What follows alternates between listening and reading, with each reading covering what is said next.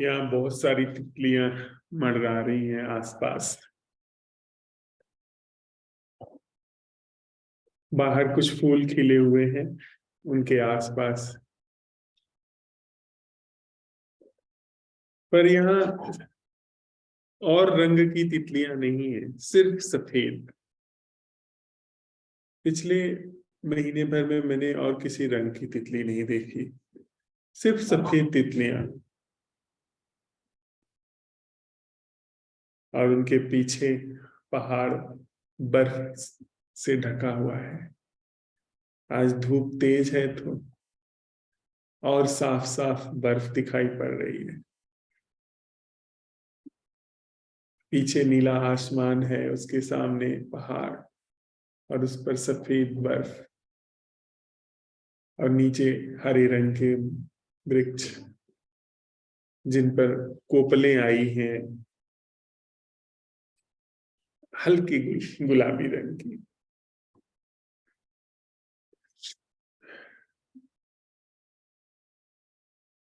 धीरे धीरे जो जंगली चेरी है उसके खिलने का मौसम शुरू हो रहा है, तो कुछ वृक्ष तो नीचे से ऊपर तक सफेद होने लगे हैं। नन्हे नन्हे फूल होते हैं और पूरा वृक्ष सफेद हो जाता है।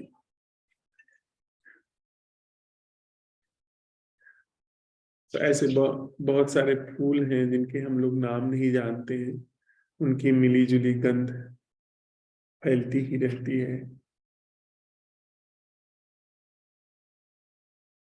पंछियों का थोड़ा सा कलरव है, बहुत मध्यम आवाज में यहाँ तक आ पा रहा है।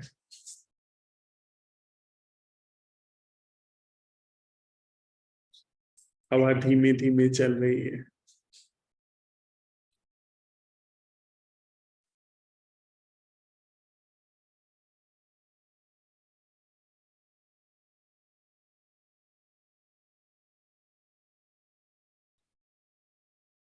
जब मैं यह सब यहाँ जो है उसका वर्णन कर रहा हूँ तो उम्मीद करता हूँ कि हम सब लोग साथ साथ जहां पर भी हैं वहां पर जो भी कुछ है जैसा है उसके प्रति उपस्थित होते जा रहे हैं। आरण्यक की साप्ताहिक बैठक में आप सब मित्रों का स्वागत है।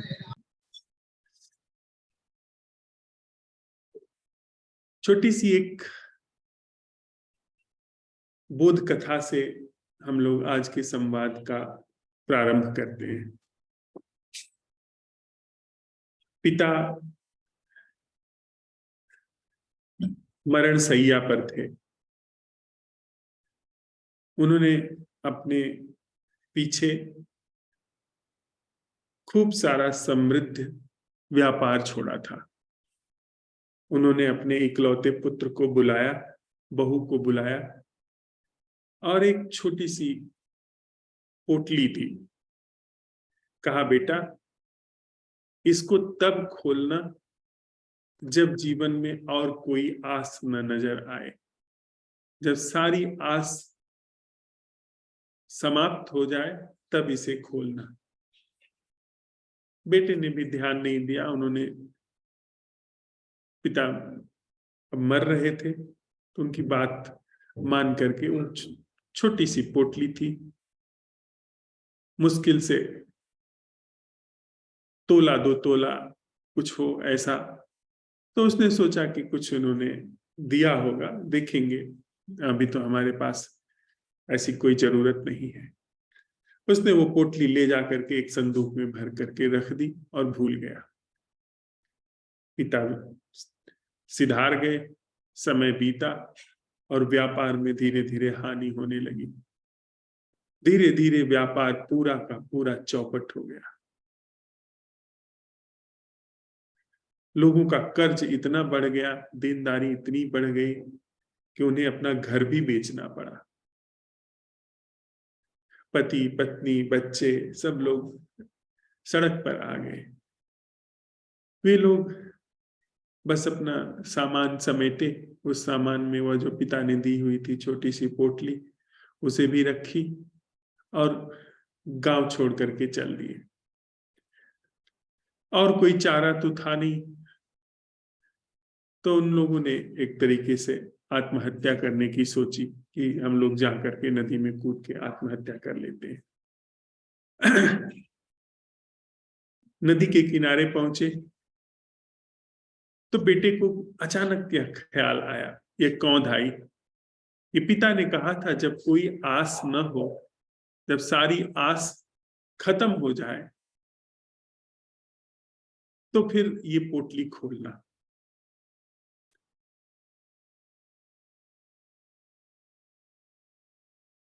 बेटे ने पोटली खोली, उसमें देखा तो छोटे छोटे कुछ काले रंग के दाने थे, राई के दाने थे। उसे कुछ समझ में नहीं आया कि इसमें कौन सा बहुमूल्य। उसे जब यह याद आया कि पिता ने कुछ दिया है तो उसने सोचा था कि कुछ हीरे होंगे, कुछ हीरे के या कुछ और भी रत्न बहुमूल्य होंगे। तो उसने तो बड़ी उम्मीद से खोला था, पर उसमें तो कुछ ऐसे दाने थे और वो किसान था भी नहीं, तो उसे बहुत कुछ पता भी नहीं था। निराश होकर के उसने वे सारे दाने वहीं पर फेंक दिए। बच्चे रोने लगे। उसको फिर थोड़ी सी दया आई कि मेरे ऊपर कर्ज चढ़ा है, मैं कंगाल हो गया हूं, इन बच्चों का क्या दोष। इसी ऊहापोह में उसने उस दिन अपने शरीर की आत्महत्या नहीं की, वहीं पर वह रुक गया। एक दो दिन रुका तो उसने देखा कि जो बीज उसने फेंके थे उनमें अंकुर आ गए हैं। उन आए हुए अंकुरों को देख करके उसे थोड़ी सी उम्मीद बनी कि पता नहीं क्या है यह, पिता ने तो दिया था तो हो सकता है सोच समझ करके दिया हो। उसको थोड़ी उम्मीद बनी। उसने आसपास उसके थोड़ा सा मेड़बंदी कर दी, क्यारी जैसा बना दिया वहां पर, और बना करके वहां पर वो प्रतीक्षा करने लगा। छोटी सी एक झोपड़ी भी बना ली, वहां रहने लगा। बच्चों के लिए कुछ फल फूल का इंतजाम कर दिया। कुछ ही दिनों में संयोग की बात थी, वो राई का मौसम था। ठीक तरीके से उसे राई के दानों को धूप मिली, वर्षा भी समय से हुई, और वे जो अंकुर थे वे फलने, वो बिल्कुल फूल आए, बड़े हो गए। पौधे सारे क्यारी को घेर लिया उन्होंने। बड़े सुंदर पीले पीले फूल आए, बड़ी सुंदर उसकी सुगंध थी। उनकी शोभा, उनकी छटा देखते ही बनती थी। उस व्यापारी के बेटे ने शायद अपने जीवन में सरसों के फूल देखे भी न हो। सरसों के फूल असाधारण रूप से सुंदर होते हैं। जब वे खिलते हैं तो दूर दूर तक पीलिमा फैल जाती है, और उनकी गंध बड़ी ही मोहक होती है, तीखी होती है पर बड़ी मोहक होती है। वह बड़ी उत्सुकता से प्रतीक्षा करने लगा। फूलों का मौसम गया, फिर धीरे धीरे फूलों में दाने पड़ने लगे, फसल पक के तैयार हुई। उसने जब देखा तो खूब अच्छी सी फसल आई। जो थोड़े से मुट्ठी भर बीज बोए गए थे उससे बोरे भर सरसों आई। उसको एक उम्मीद मिल गई। नदी का किनारा था, पुराना समय था, दूर तक जमीन खाली थी। उसने वे सारे बीज जो बोरे के रूप में आए थे जहां तक पहुंच सके वहां तक फैला दिए, और फैला करके वहीं पर वो प्रतीक्षा करने लगा। जो भी कुछ कर सकता था करने लगा। जब बोरे भर बीज की फसल तैयार हुई तो कई टन सरसों तैयार हुई। उसने प्रबंध किया उन सबको इकट्ठा करके। उसकी जो राशि थी सरसों की, वह तो पूरा वृक्षों की ऊंचाई तक छूती थी। उसने सारा प्रबंध किया, उनको भर करके वो लेके गया मंडी में, वहां बेचा, बहुत सारा उसको धन प्राप्त हुआ और धीरे धीरे उसकी गरीबी मिट गई।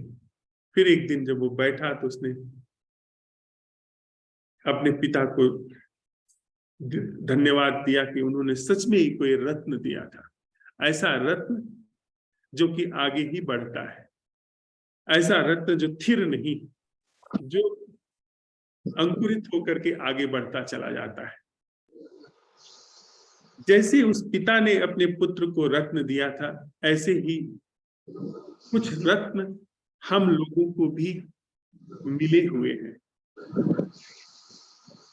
कुछ ऐसे रत्न हम लोगों को मिले हुए हैं जो कभी परखे नहीं गए, जिनके न परखने के कारण हम लोग ऐसा जीवन जीते हैं जो दीनता का है, दरिद्रता का है, जो अभाव का है, जो चिंता का है, जो शोक का है, संताप का है, ऐसा जीवन हम जीते चले जाते हैं। तो आज की बैठक में उन्हीं बीजों पर हम लोग चर्चा करने जा रहे हैं जो हमें मिले ही हुए हैं, पर हमने कभी उन्हें उघाड़ करके नहीं देखा, कभी उनको अपने अंदर बोने का साहस नहीं किया या अपने अंदर बोने की जहमत नहीं उठाई। तो जो दशा होनी चाहिए, जैसी दशा होनी चाहिए, वैसी दशा हमारी है उनको न बोने के कारण। छोटी सी एक और कविता है जो 2 साल पहले है। कविता अंग्रेजी भाषा में लिखने की कोशिश की गई है, लेकिन यह कविता भी बहुत कुछ हमारी संभावनाओं पर प्रकाश डालती है।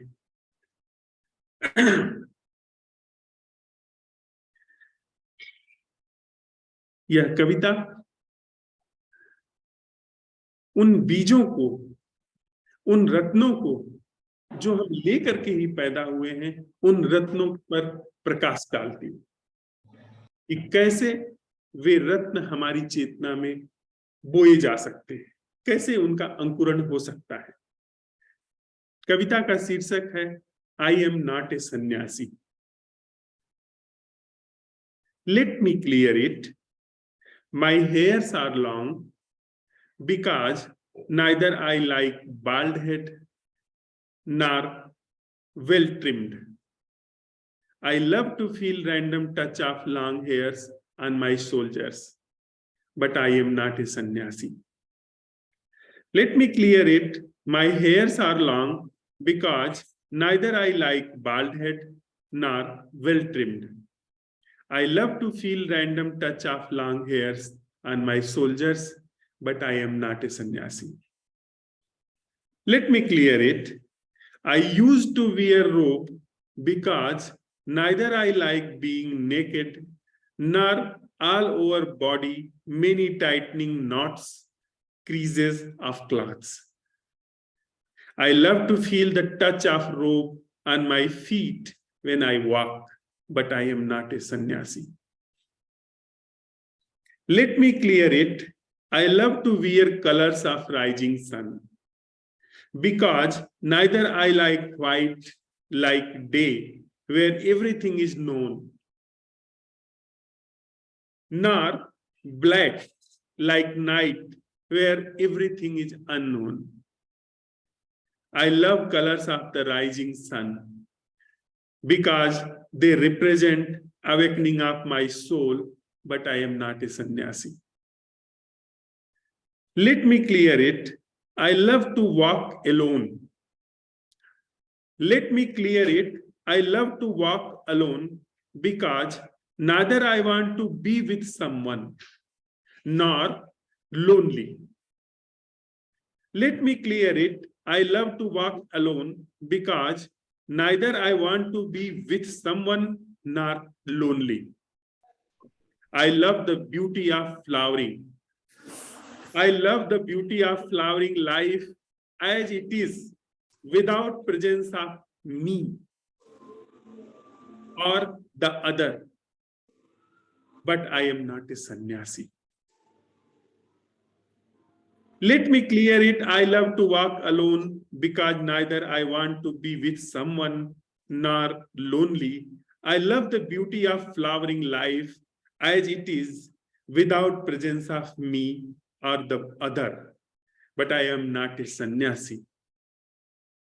Let me clear it. I love Krishnamurti, Osho, Ramana, Buddha, Kabir, and all those amazing masters' teachings.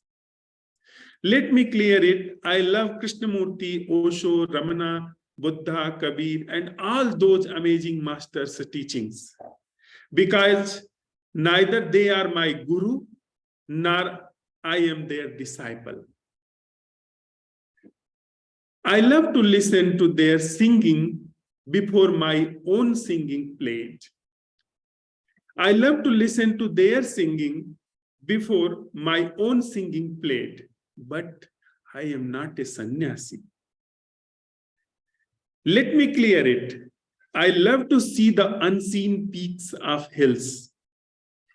Let me clear it. I love to see the unseen peaks of hills, walk into unexplored woods, sleep on the untouched shores of seas, because neither they call me nor they tell to go.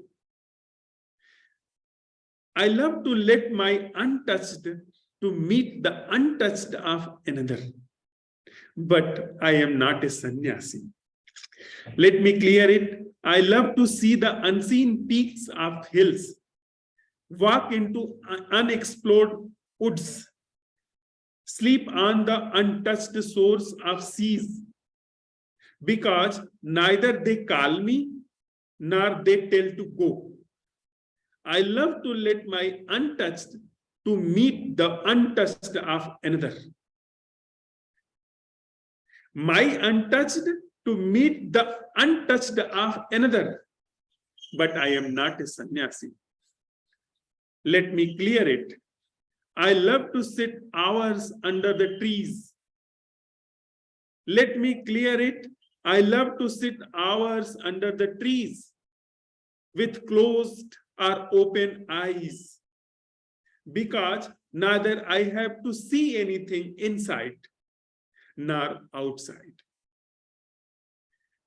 Let me clear it. I love to sit hours under the trees with closed or open eyes, because neither I have to see anything inside nor outside. Neither I have to go anywhere nor stay here. I love sitting and seeing like this, but I am not a sannyasi. Neither I have to go anywhere nor stay here. I love sitting and seeing like this, but I am not a sannyasi. Let me clear it. I love to feel love in whomever. Let me clear it. I love to feel love in whomever, whatever I meet, because neither I have to choose love nor hate anyone. Because neither I have to choose love nor hate anyone. I love to love the way I am. I love to love the way I am, be what I am, but I am not a sannyasi. I love to love the way I am, be what I am, but I am not a sannyasi. हम लोग हमेशा चुनाव की अतियों में गति करते हैं। हम लोग या तो देखते हैं या तो नहीं देखते हैं। असल में हमारा मन और हमारा मैं ये हमेशा किसी दिशा में गति करता है, किसी दिशा के चुनाव में गति करता है। वह एक्सट्रीम में मूवमेंट करता है। वह कभी भी बिना मूवमेंट के नहीं होता है। वह तो किसी को या तो प्रेम करता है या तो घृणा करता है, या तो वो घर बनाता है या तो वह घर छोड़ता है। तो संसारी और सन्यासी एक ही चीज के दो पोल हैं। इन दोनों में बीज खिलता नहीं। हमारी अंदर हमारी आत्मा में वह जो बीज लेकर के हम इस धरती पर पैदा हुए हैं, वह बीज कभी भी अति में नहीं खिलता। हम चाहे संसारी होकर के दिन रात जो तथाकथित रूप से संसार में होता रहा है, होता आया है, जो हमें संस्कारों से मिलता आया है, उसमें डूबे रहें, या सब छोड़ छाड़ करके चले जाएं जंगल, सब छोड़ छाड़ करके चले जाएं पहाड़ों में और वहां जा करके रहने लगे, वहां भी यह बीज नहीं खिलता। तथाकथित सन्यासियों में यह बीज नहीं खिलता, तथाकथित संसारियों में यह बीज नहीं खिलता। यह बीज कुछ करने में खिलता ही नहीं। कुछ करने का मतलब है कि इस बीज पर पत्थर डाल देना, इस बीज को पत्थर के तले कुचल देना। हाँ, जब वह कुछ नहीं करना होता है, न कुछ नहीं करना होता है, न कुछ करना होता है और न कुछ नहीं करना होता है, जो कि बड़ी असंभव कीमिया जैसी एक प्रतिभिज्ञा है, बड़ी असंभव कीमिया जैसी एक समझ है। जब वह समझ घटती है, यह अंदर हमारे जो कुछ बीज हैं अमृत के, वे अंकुरित होने शुरू हो जाते हैं। कुछ बीज हैं प्रसाद के, जो अंकुरित होने शुरू हो जाते हैं। कुछ बीज हैं उत्सव के, जो अंकुरित होने शुरू हो जाते हैं। जो कुछ ऐसे बीज हैं जो महोत्सव जैसे हमारे प्राणों में है, वे अंकुरित होने शुरू हो जाते हैं। तो ध्यान उन्हीं हमारी संभावनाओं के बीज को अवसर देना है, न कि कुछ करना है। जो हम लोग कुछ मित्र साथ साथ में चल रहे हैं, ये हम अपनी संभावनाओं को, न कि हम कुछ पाते हैं इसमें हमारी संभावनाएं मुखर होकर के अंकुरित होती हैं, प्रकट होती हैं। तो अब तक जितनी भी हमारी तथाकथित अध्यात्म की समझ रही है, तथाकथित ध्यान की समझ रही है, उसमें कुछ हासिल करने की बात की गई है, मोक्ष हासिल करने की बात कही गई है, मुक्ति हासिल करने की बात समझाई गई है, निर्वाण पाने की, स्वर्ग पाने की, वैकुंठ पाने की, इन सब चीजों को हासिल करने की बात कही गई है, जो कि झूठ है। वह सरासर हमारे संबंध में झूठ है। हमें यह सब कुछ मन के ही चोचले हैं, कुछ भी ऐसा हासिल नहीं होता है। और अगर सम्यक अर्थों में उन शब्दों को लिया जाए तो उसका अर्थ है हमारा अपनी संभावनाओं को अवसर देना। हमारे अंदर जो संभावनाएं अनुस्यूत हैं, जो हमारे अंदर संभावनाएं बीज में रखी गई हैं, उनको अवसर देना। हम कैसे इन सारी चीजों में छले जाते हैं, ठगे जाते हैं, उसकी थोड़ी सी एक छोटी सी कहानी उसकी वानगी कहती है। एक पत्थर तोड़ने वाला, वह एक गांव से गुजर रहा था।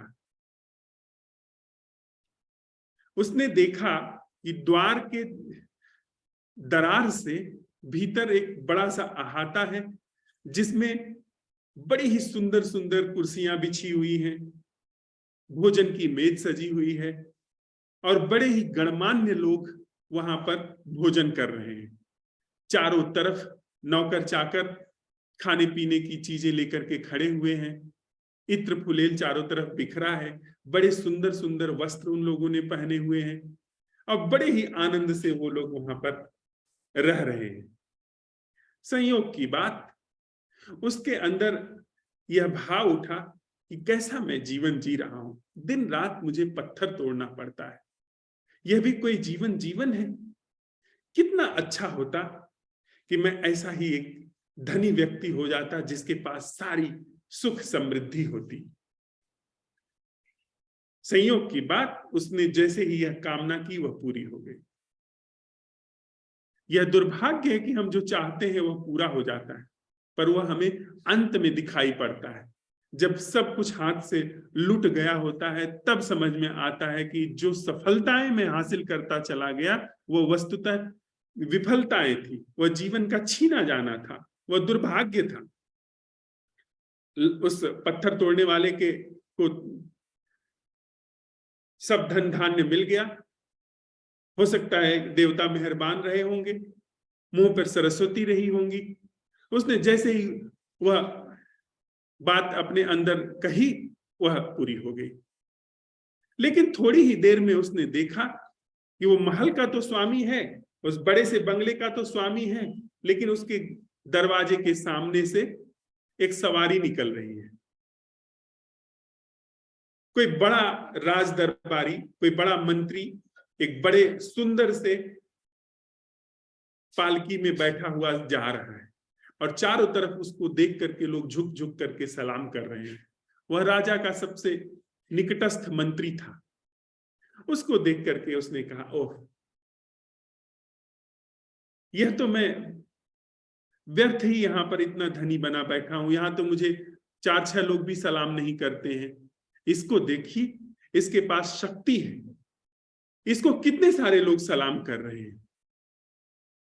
इसको तो जिधर से निकलता है उस पर उधर सलाम करते चले जा रहे हैं। उसने कहा, काश मैं ऐसा अधिकारी होता तो फिर क्या बात होती। संयोग की बात, उसको वह पद मिल गया, उसको वह चीज हासिल हो गई।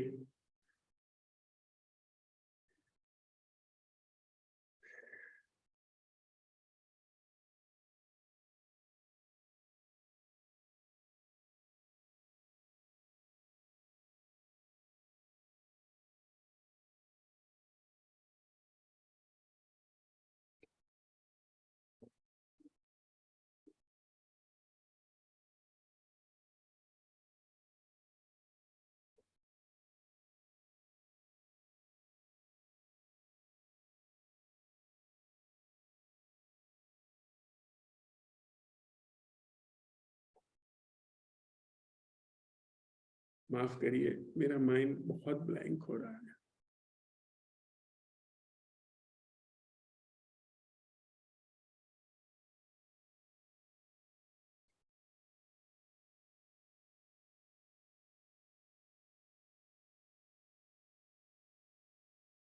थोड़ी दूर वह गया, अचानक बारिश शुरू हो गई। बारिश में उसने देखा कि अरे, मेरी इतनी कम क्षमता है और ये बादल आकर के मुझे भिगो करके चले जाते हैं। बादल तो मुझसे ज्यादा सामर्थ्यवान है। कितना अच्छा होता कि मैं बादल होता, जहां चाहता उड़ करके चला जाता, जिसको चाहता उसको मैं भिगो देता, जिसको चाहता उसके कपड़े खराब कर देता। संयोग की बात, वह बादल हो गया। बादल होकर के वह अभी जहां चाहता था वहां पानी बरसाना ही चाह रहा था, तभी हवा का झोंका आया और उसको उड़ा करके कहीं और लेकर के चला गया। उसने कहा, अरे, ये तो मुझसे ज्यादा ताकत और मुझसे ज्यादा सामर्थ्यवान हवा है। काश मैं हवा होता। वो बादल छोड़ करके वो हवा हो गया। अब हम मजे से जिधर चाहता था उधर उड़ करके चला जाता था। लेकिन तभी सामने एक बहुत ही बड़ा पहाड़ आ गया। पहाड़ आया, वह जाकर के उससे टकराया। उसकी सारी सामर्थ्य पहाड़ को वो टस से मस नहीं करा पाई। उसने कहा, अरे, मेरी क्या सामर्थ्य है, मैं अगर पहाड़ होता तो कितना अच्छा होता। उसकी वह मंशा भी पूरी हो गई, वह पहाड़ हो गया।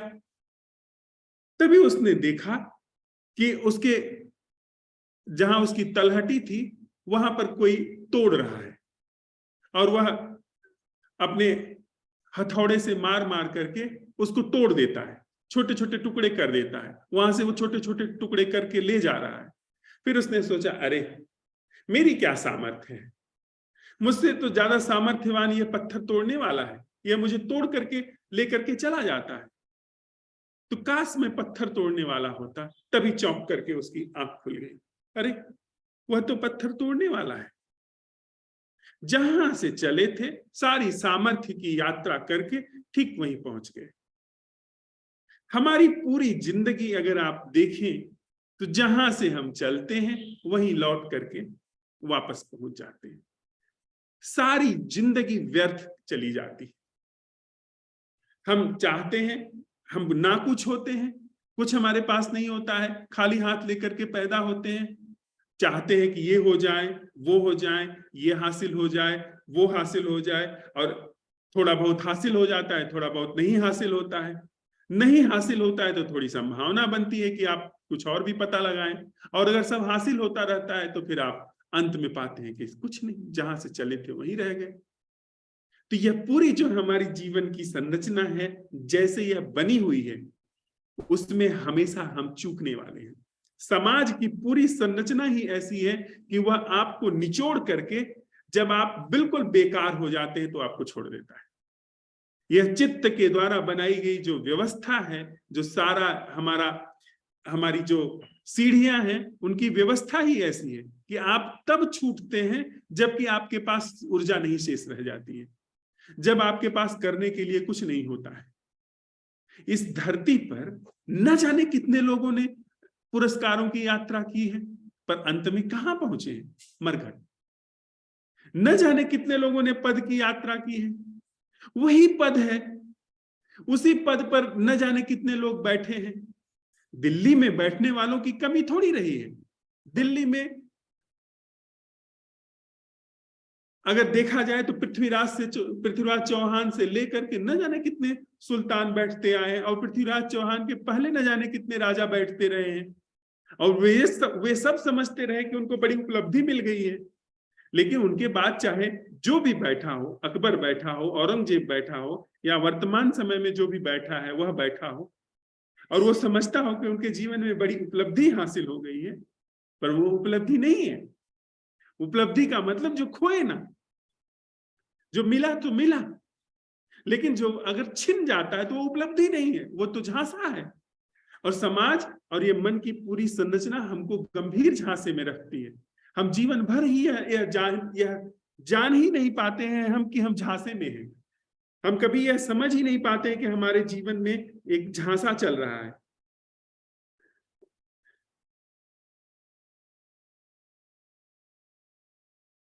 और यह पूरी व्यवस्था ऐसी है कि जब पूरा जीवन छिन जाता है तब कहते हैं, ओह यह क्या हुआ, क्या क्या यही जीने के लिए मैं आया था, क्या यही जीने के लिए जन्म लिया था? फिर पछताने के अलावा कुछ विशेष नहीं रहता। वो हमारे अंदर जो रत्न पड़े हुए हैं, जो बीज पड़े हुए हैं, वे वैसे के वैसे अनपरखे जल करके हमारी अंतिम यात्रा में चले जाते हैं। वे कभी भी अंकुरित ही नहीं होने पाते।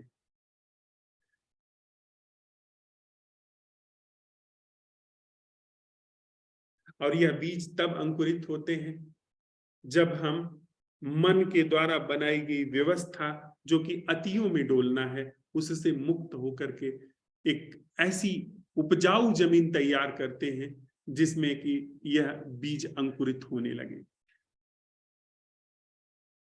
और बड़ी से बड़ी जो इन बीजों के ऊपर दीवाल है, या जो पत्थर रखा हुआ है इन बीजों के ऊपर, वह है मैं का पत्थर। जो अंतिम पत्थर है वह मैं का है। मैं अतियों से बना हुआ है। मैं कभी भी मध्य में स्थिर नहीं होता, मध्य में उसकी मृत्यु है। उसको या तो यह चाहिए या तो वह चाहिए। आप देखें, अगर आप थोड़ा सा समय के संदर्भ में लें तो या तो आप अतीत में होते हैं या तो भविष्य में होते हैं। ठीक वर्तमान में आपकी मृत्यु होने लगती है, आप गलना शुरू हो जाते हैं। तो यह मैं जो है वो अतियों से बना हुआ है। यह या तो संन्यास में डूबता है या तो फिर संसार में डूबा रहता है। ये दूसरी तरफ भागता है। और यह जो कविता है, कविता कह रही है कि यह बात सच है कि मैं ऐसा करता हूं, यह बात सच है कि ऐसे मैं जीता हूं, पर मैं सन्यासी नहीं हूं। उन अर्थों में मैं सन्यासी नहीं हूं जिन अर्थों में सन्यासी को समझा जाता है कि संसार से विरक्त। सन्यास तो अगर सम्यक अर्थों में कहा जाए तो ऐसी भूमि का अपने अंदर उद्घाटन है, अपने भीतर ऐसी उपजाऊ भूमि को जगह देना है जिसमें वे जो बीज हैं हमारे प्राणों में रखे हुए, उनको अंकुरित होने का, उनको जड़ जमाने का अवसर मिल सके। अन्यथा संसार तो अब बहुत संन्यास तो संसार के सापेक्ष यह जो संन्यास है यह तो बहुत विकृत हो चुका है। अगर हम आप सम्यक अर्थों में संन्यास को समझना चाहते हैं तो इसका अर्थ होता है कि अपने अंदर उस संभावना को जो हम लेकर के आए हैं उसे अवसर देना, और उसको अवसर देने का सीधा सा उपाय है कि मैं का विसर्जित होना, मैं की अपनी सारी संभावनाओं, सारे इसकी खुरापातों के साथ विसर्जित हो जाना। और उसके लिए हम लोग साथ साथ चलते हुए असंभव प्रश्न उठा रहे हैं। असंभव प्रश्न एक ऐसी कीमिया है जिसमें मैं की पूरी संरचना तिल भर भी अब अवसर नहीं पाती, तिल भर भी जगह नहीं पाती। वहीं से हमारी जो हम जो बीज लेकर के पैदा हुए हैं वे अंकुरित होने शुरू हो जाते हैं। सरसों के बीज, राई के बीज जब बोए गए तो वे अंकुरित हुए। जब उनको जीवन भर रखा गया था संदूक में रख करके, वे अंकुरित नहीं हो पाए। लेकिन जब उनको बाहर जमीन मिली, खुला आकाश मिला, धूप मिली, हवाएं मिली, वे अंकुरित हो गए। हमारे भीतर भी ऐसे बीज हैं जो कि जब अवसर मिलेगा तो अंकुरित होकर के सामने आएंगे। और वे नन्हे, इतने नन्हे से बीज हैं, इतने क्षुद्र से हैं कि हमारी आंख में भी नहीं आते। इतने पारदर्शी बीज हैं कि हमारी आंख में भी नहीं आते। अब बड़ी बड़ी पैराडॉक्सिकल बात यहां पर घटती है कि वे बीज तभी वो अंकुरित होने शुरू होते हैं कि जब हमारा विसर्जन होना शुरू हो जाए। उसके पहले वे बीज अंकुरित नहीं होते हैं। आप देखें बीज का पैराडॉक्स कैसे है कि बीज अगर अपने को सुरक्षित रखता है तो कभी अंकुरित नहीं होगा। सरसों के बीज के ऊपर की जो खोल है, यदि वो खोल बनी रहती है तो बीज कभी अंकुरित नहीं होगा। ठीक उसी तरीके से यदि हम जैसे हैं वैसे के वैसे बने रहते हैं, टूटते नहीं हैं, गलते नहीं हैं, तो हमारे अंदर जो अनिश्चित है, जो हमारे अंदर रखा हुआ है, वह कभी भी अंकुरित नहीं होगा। चाहे अनंत जन्म बीत जाए, नहीं अंकुरित होगा। संभावना ही नहीं है उसकी। उसके लिए सिर्फ एक बात है कि बीज अपने को टूटने के लिए, अपने गलने के लिए, अपनी खोल के बाहर निकलने के लिए राजी हो जाए। सरसों का बीज आप देखें, जब आप बीज मिट्टी में डाल देते हैं, मिट्टी से ढक देते हैं, तो मिट्टी की उष्मा से वो बीज टूट जाता है, उसकी खोल गल जाती है और उसके एकदम गर्भ से अंकुर का जन्म होता है। तो बीज जो होता है वह तो पूरा का पूरा गल जाता है। वो सरसों का जो बीज होता है उसमें कुछ भी ऊपर नहीं जाता, उसके अंदर की जो संभावना है वह अंकुरित होकर के जाती है। आप कोई भी बीज ले, अंदर नीचे देखें तो वो बीज सड़ जाता है, सिर्फ उसके अंदर की संभावनाएं ऊपर मुखर हो जाती है। तो हम अगर अपने को विसर्जित करने के लिए राजी नहीं है तो हमारी संभावनाएं कभी भी अंकुरित नहीं होंगी। कभी कभी कदाप किसी की संभावना अंकुरित हो जाती है। और विडंबना देखिए, हम लोग अपनी संभावना किस में समझते हैं? बड़े ही आराम से रहने में। आराम से रहने में हमारी संभावनाओं का अंकुरित नहीं होना है। आराम से रहने में कुछ ऐसा है जैसे बीज के, उस बीज को आप ले जाकर के मखमल के खोल में रख दीजिए, उस बीज को ले जाकर के आप सोने की पिटारी में रख दीजिए, तो आप अपने आसपास जो भी कुछ जुटाएंगे वह सोने की पिटारी होगी या मखमल का कपड़ा होगा या बड़ा सुंदर घर होगा, उसमें बीज अंकुरित नहीं होता है। या बीज आप ले जाकर के पत्थर पर फेंक दीजिए, राख में फेंक दीजिए, तब भी बीज अंकुरित नहीं होगा। जो कि सन्यासी करता है, संसारी करता है, वह अपने को खूब सारा सुविधा संपन्न बनाता है और मुरझा जाता है। जीवन मुरझा जाएगा क्योंकि अंकुरित नहीं हुआ है। जीवन का उत्सव जो है वो अंकुरित होने में है, वो फलने फूलने में है। तो आप कितने भी अमीर हो जाएं, आप मुरझाएंगे क्योंकि वो आपकी संभावना ही नहीं। या दूसरी अति पर आप चले जाएं, भूखे रहने लगे, त्याग करने लगे, जाकर के जंगल में सोने लगे, उसमें भी बीज अंकुरित नहीं होगा। बीज अंकुरित करने की कीमिया ही बड़ी और है। वहां जहां पर मैं की संरचना तैयार होती है अपने विसर्जन के लिए, फिर आप चाहे महल में ही क्यों ना हो, वहां बीज अंकुरित हो जाएगा। फिर इस बात से फर्क नहीं पड़ता है, वो आपकी मौज है, या आप महल में रहना चाहते हैं या आप जंगल में रहना चाहते हैं, वो आपकी मौज है। लेकिन जो काम होना है बीज पर, वो बीज के विसर्जित होने के लिए तैयार होना है। और सरसों के बीज के लिए तो सम्यक जमीन चाहिए, लेकिन इस चेतना के बीज के अंकुरण के लिए कोई जमीन नहीं चाहिए। जमीन वहां पर उपस्थित है, सारी सामग्री जो अंकुरित कराने के लिए समर्थ है, उपयोगी है, जरूरी है, वह सब उपलब्ध है वहां पर। धूप भी उपलब्ध है जो चेतना के लिए चाहिए, जमीन भी उपलब्ध है जो चेतना के लिए चाहिए। सिर्फ हमारा राजी होना विसर्जित होने के लिए, और चेतना का यह बीज अंकुरित होना शुरू हो जाता है।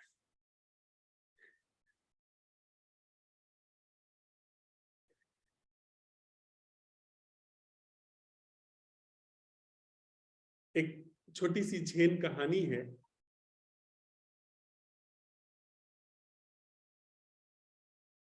जो कि इन्हीं दोनों अतियों के ऊपर एक करारा व्यंग कहती है।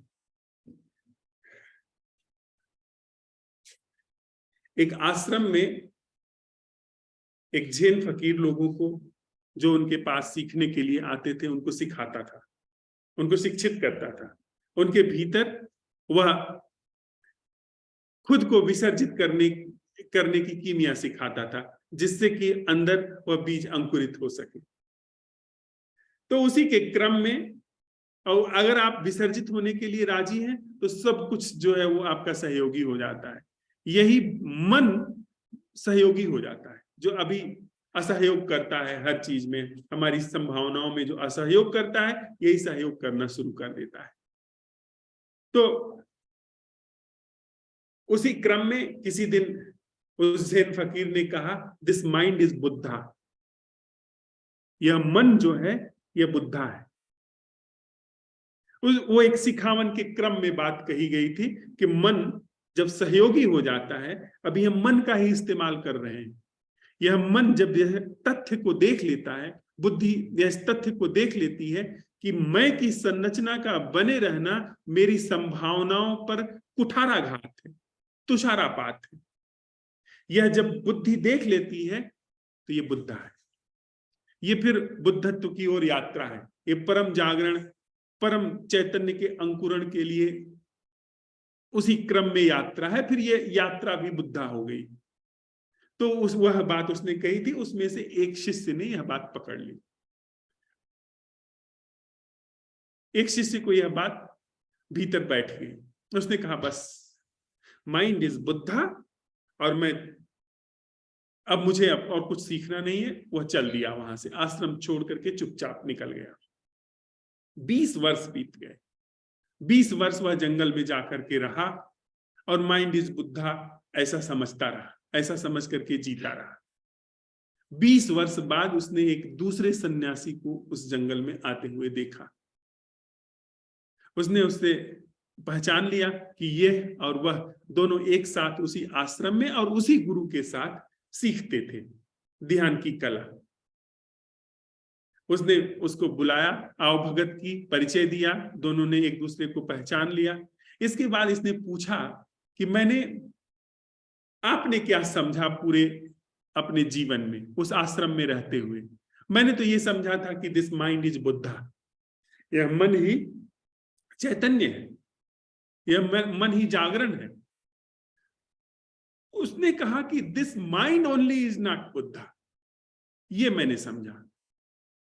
उसने कहा कि आप तो ठीक मेरी समझ के विपरीत बात कह रहे हैं। मैंने तो यह समझा कि दिस माइंड इज बुद्धा, और आप कह रहे हैं कि this mind only is not Buddha, everything else is Buddha.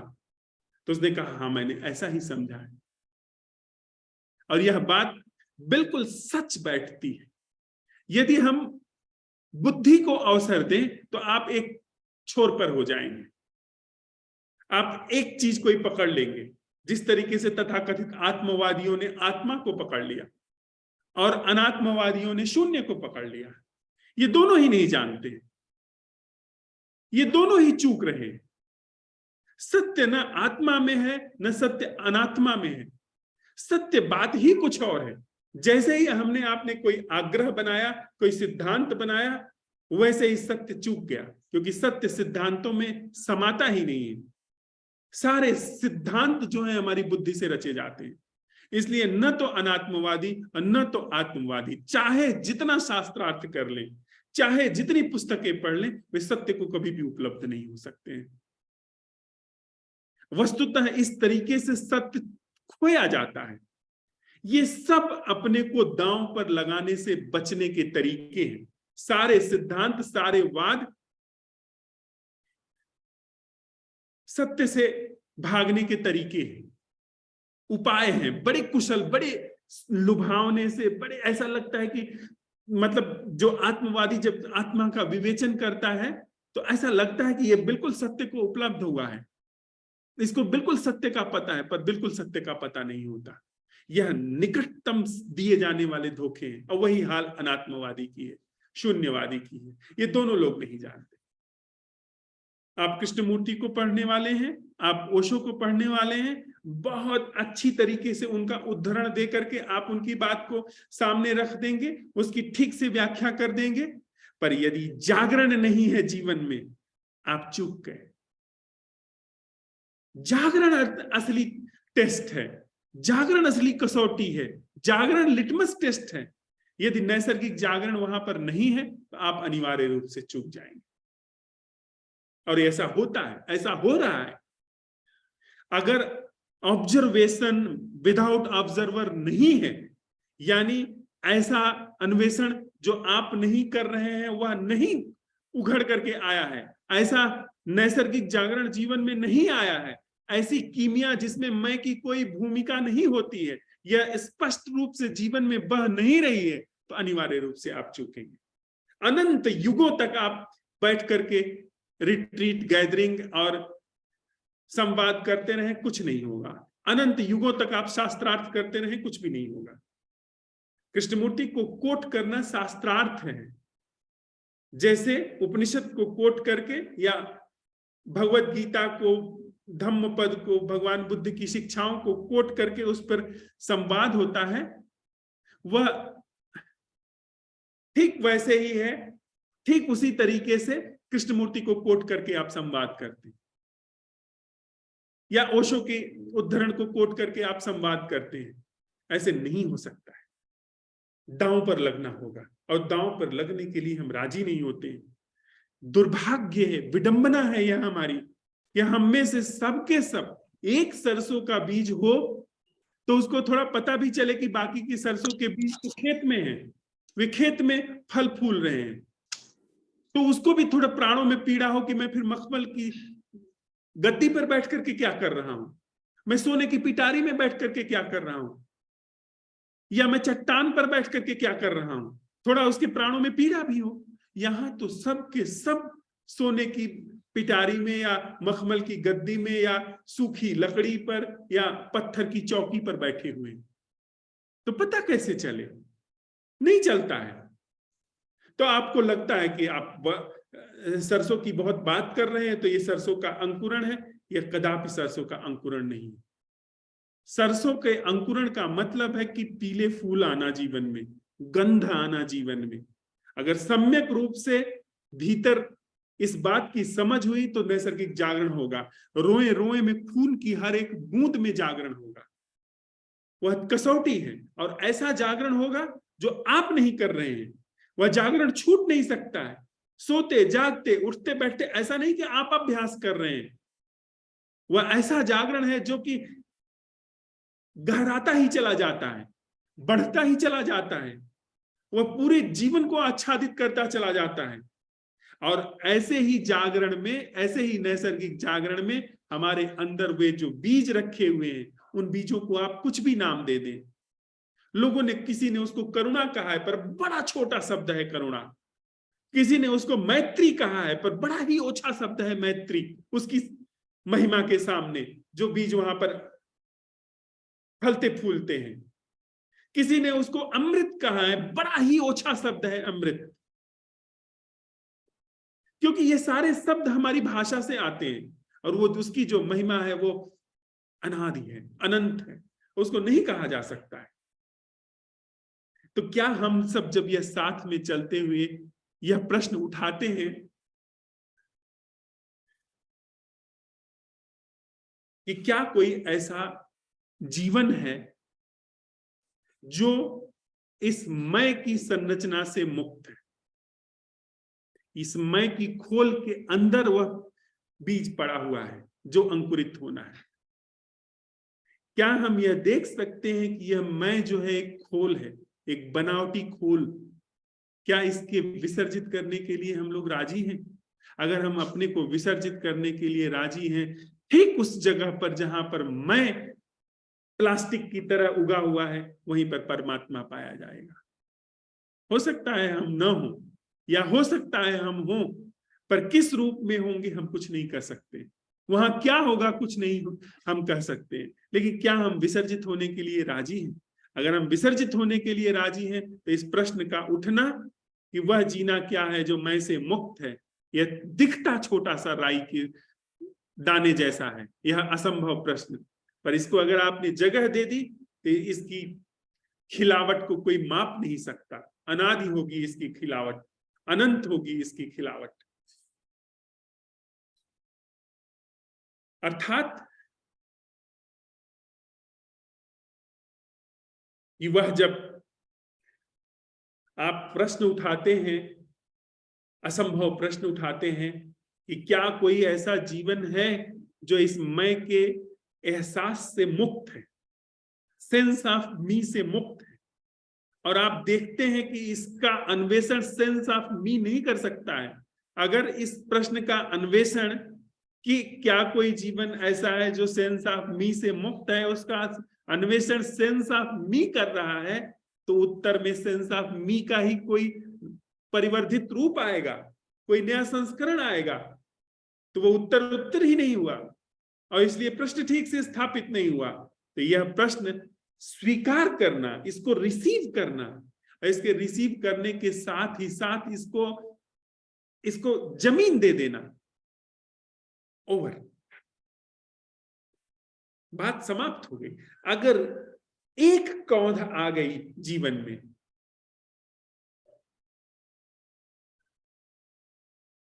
एक पल,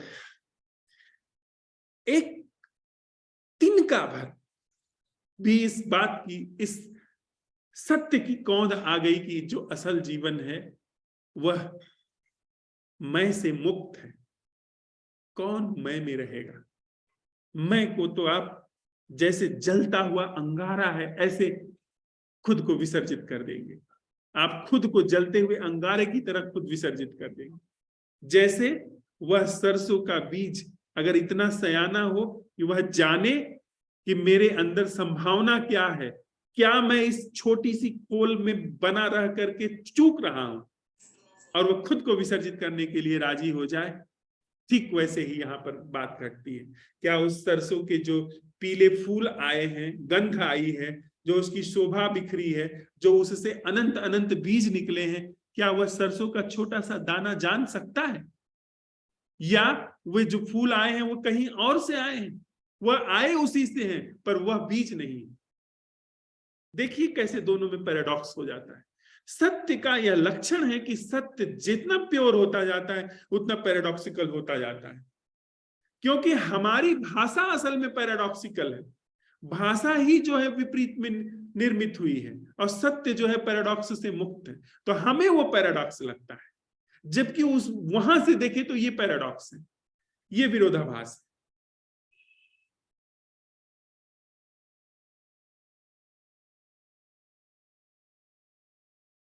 माफ करिए, मेरा माइंड बहुत ब्लैंक हो रहा है।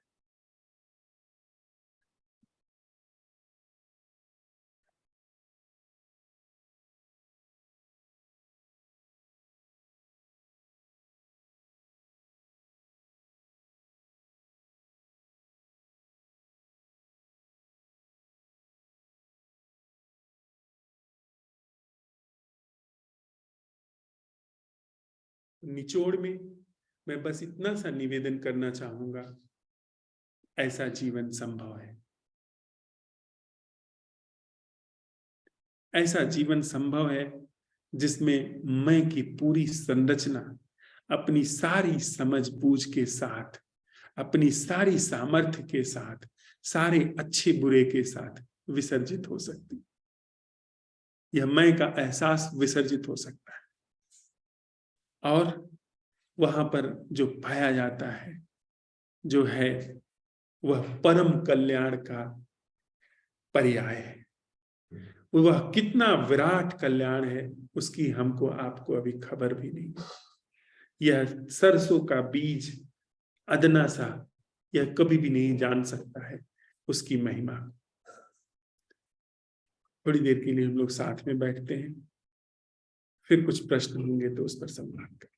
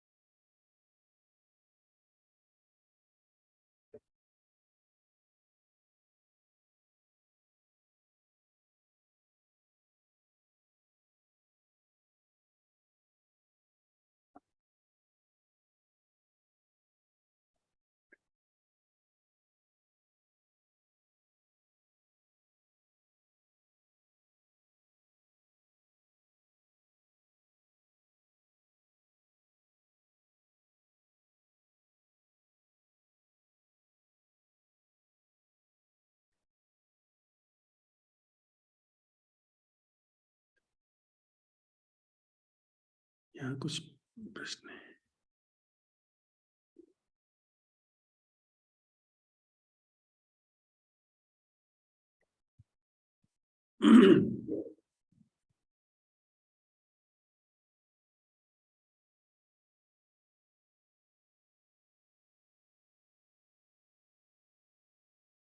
हम लोग कल बैठक में यह संवाद कर रहे थे कि क्या यह जो विधियां हैं क्या ये तैयारी नहीं हो सकती है। एक मित्र ने वहां पर कहा था कि आज हम आपकी बात समझ पा रहे हैं क्योंकि हम लोगों ने लंबे समय तक साधना की है, थोड़ा सा हमको इसकी समझ रही है। तो उसमें फिर बात विस्तार से आई कि तैयारी में भी अगर हम तैयारी के लिए अवसर दे रहे हैं तो उस तैयारी में भी यह जिसका विसर्जन होना है, जो मूल समस्या है मैं, वह मजबूत हो रही। क्योंकि विधि साधने वाले के रूप में मैं मजबूत हो रहा है, मैं की निरंतरता कसी जा रही है, वो और उसकी गांठ कड़ी हो रही है।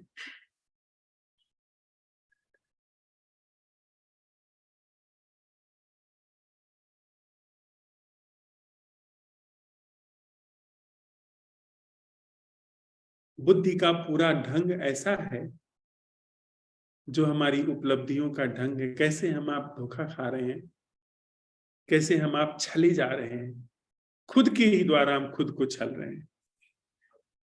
हम अपने हमारे संस्कार ही हमें छल रहे हैं। वो ऐसा है, एक छोटी सी कहानी से हम आप समझ सकते हैं।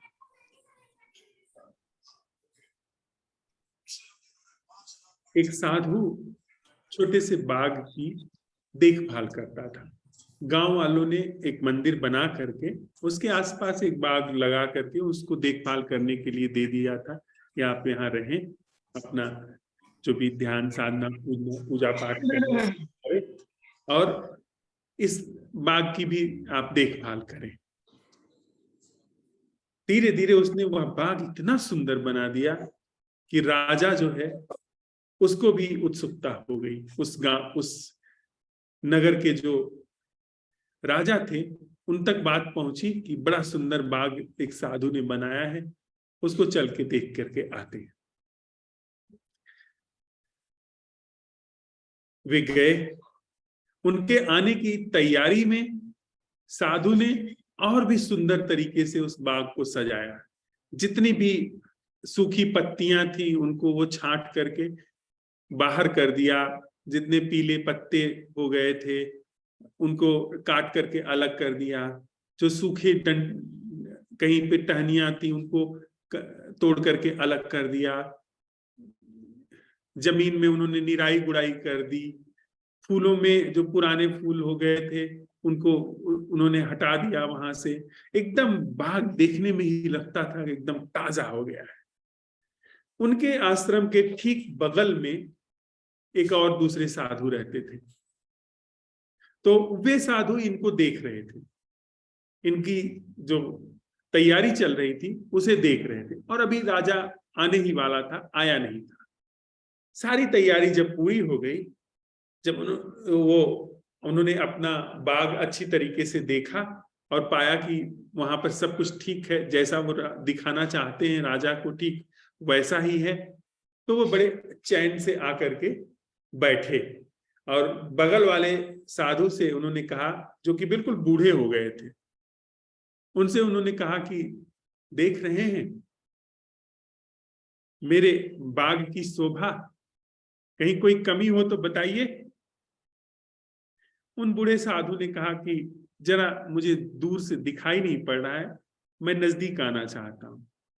तो वो जो दोनों आश्रमों के बीच में एक चार दीवारी थी उसके पास में आए और उन्होंने गौर से देखा। उन्होंने कहा कि सब ठीक है, बस एक कमी रह गई है। उन्होंने कहा बताएं क्या कमी रह गई है।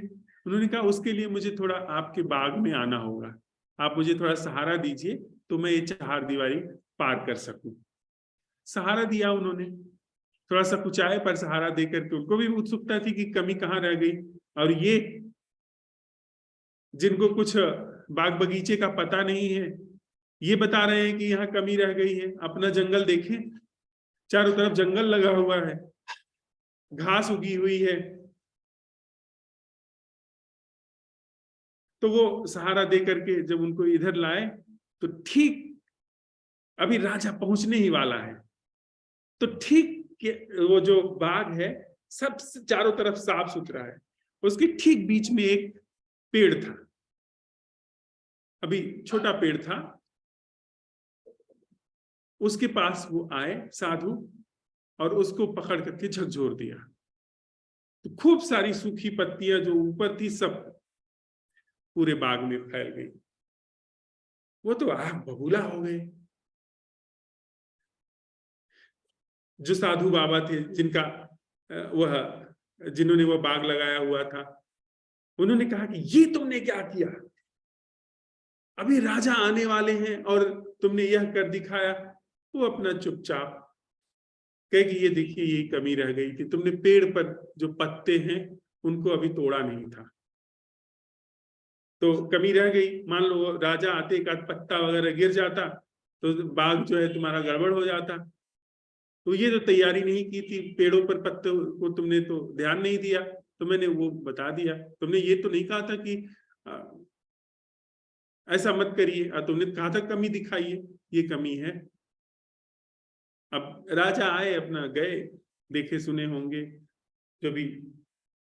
बाद में वो आया उस बूढ़े आदमी के पास, कहा कि आप कहें बात क्या है, क्योंकि आप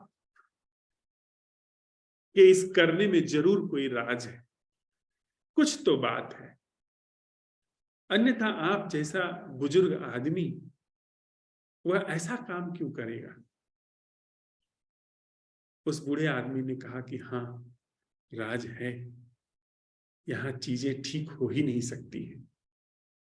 चीज ठीक होती है पीछे से खराब आ रहा है, खराब गया ठीक आ रहा है। ठीक और खराब होना वह एक प्रवाह है। तुम साधु तुम्हें ठीक और खराब के पार चलना चाहिए।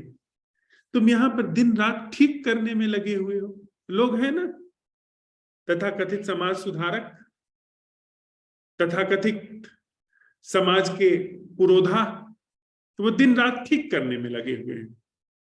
वो जीवन भर ठीक करते रह जाते हैं और उनके जीवन में भी ठीक नहीं हो पाता है। उनके ठीक करने के चक्कर में चीजें और बिगड़ जाती हैं। महात्मा गांधी बहुत ठीक करना चाहते थे पर चीजें और बिगड़ गई। विनोबा भावे और बहुत ठीक करना चाहते थे। कार्ल मार्क्स बहुत ठीक करना चाहते थे पर दुनिया लाशों से पट गई। यहां ऐसे ठीक हो ही नहीं सकता, क्योंकि जो ठीक करने चलता है वही कंप रहा है, वही झूठ है। ठीक हुआ है, बड़ी से बड़ी क्रांतियों से कुछ भी नहीं हुआ। जो ठीक होता होता दिखाई पड़ता है वो बिगड़ जाता है। आप देखें, हम किसी संबंध में प्रवेश करते हैं तो ऐसा लगता है कि बस ये व्यक्ति मिल जाए सब कुछ ठीक हो जाएगा, फिर तो बल्ले बल्ले हैं। और जब वो ठीक व्यक्ति जीवन में आ जाता है तब इसके बाद समस्या शुरू होती है। ठीक सिर्फ सिनेमा में होता है कि दोनों मिल गए, बड़ा पापड़ बेलना पड़ा, बड़ा विरोध सहना पड़ा, कोई उठा ले जाता है नायिका को, नायक जो है उसे बचाने के लिए जाता है, जोश खूब सिनेमा हॉल में बैठ करके लोगों को खूब जोश चढ़ रहा है, खूब सीटियां बज रही हैं जब खलनायक मारा जा रहा है। जब नायक नायिका की शादी जैसे हुई तैसे ही दैन, मामला समाप्त। असल जिंदगी में ऐसा नहीं होता। असल जिंदगी में जब आप जो चाहते हैं वह हो जाता है तब आपको पता चलता है कि असल में अब जाकर के समस्याओं का शुरू होना हुआ है। अगर जो हम चाहते हैं, जो हम ठीक समझते हैं, जो हमारी बुद्धि हम निर्धारित करते हैं वह ठीक होता तो यह धरती अब तक न जाने कितनी ठीक हो चुकी होती। पीढ़ी दर पीढ़ी से लोग ठीक कर रहे हैं। यहाँ पर अरब से लोग जो चले थे वो पूरी दुनिया को ठीक कर रहे थे। जो लोग यूनान से सारी दुनिया में फैले वो ठीक कर रहे थे। इंग्लैंड से जो लोग सारी दुनिया पे शासन किए उन्होंने पूरी दुनिया को ठीक करना चाहा, पर ठीक करने में क्या किया है हमारे आपकी ठीक दशा उसकी गवाही है। हमारा आपका जीवन बहुत सारी ठीक दशा के बाद यहां पहुंचा है। इस तरीके से जी रहा है, इस तरीके से ठीक हो ही नहीं सकता। इस तरीके से ठीक होना, बस पत्ते गिर गए हैं, जो हरे पत्ते हैं वो अब मुरझा रहे हैं, वो अभी अब जल्दी ही गिर जाएंगे, वो पीले पड़ने शुरू हो गए हैं। पत्ते जैसा जीवन है वृक्ष के, कि कोपलें आ रही हैं, ठीक पत्ते झड़ रहे हैं, खराब गिर गए ऐसे। हाँ, एक और जीवन है जो खिलता है तो मुरझाता नहीं, जो पेड़ के पत्ते जैसा जीवन नहीं है, जो खिलता है तो खिलता ही जाता है। सनातन धर्म ने बड़ा ही सुंदर एक प्रतीक चुना था। ये धर्म नहीं जो हम लोग अपने को सनातनी कहते हैं, ये तो झांसा है दूसरे को देने के लिए। सनातनी का मतलब जिसके जीवन में सनातन का उदय हुआ, सिर्फ वही सनातनी कहने लायक है। वेदांती वही कहने लायक है, उसी के मुंह में वेदांती जचता है जिसके जीवन में वेद का अंत हुआ, जिसके जीवन में ज्ञान का अंत हुआ, जिसके जीवन में प्रज्ञा का उदय हुआ, वो वेदांती है। किसी धर्म, संगठित धर्म के एक मान्यता में पैदा होने से कोई सनातनी नहीं हो जाता। बहुत सारे वेद उपनिषद पढ़ लेने से कोई वेदांती नहीं हो जाता। वेदांत बड़ी गहरी बात है, उसके लिए तो खुद को दांव पर ही लगाना पड़े। और हम क्या हैं? वेद हैं। हम जानकारी हैं। वेद का अर्थ होता है ज्ञान, विद धातु से बना है। हम जानकारी हैं। हमारे पास कोई जानकारी नहीं है तो हम क्या हैं? हम कुछ नहीं हैं। फिर जैसे एक बच्चा है वैसा है हम। तो जानकारी का समर्पण वेदांत, और वेदांती सबसे बड़े ज्ञानी होते हैं। तो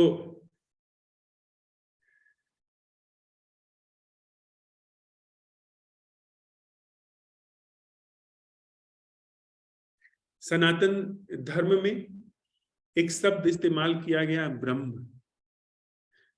ब्रह्म ज्ञान होने पे, ज्ञान इस संदर्भ में नहीं, वेद वाले ज्ञान में, विद वाले ज्ञान में, ब्रह्म का बोध होने पे ब्रह्म फैलता हुआ चला जाता है।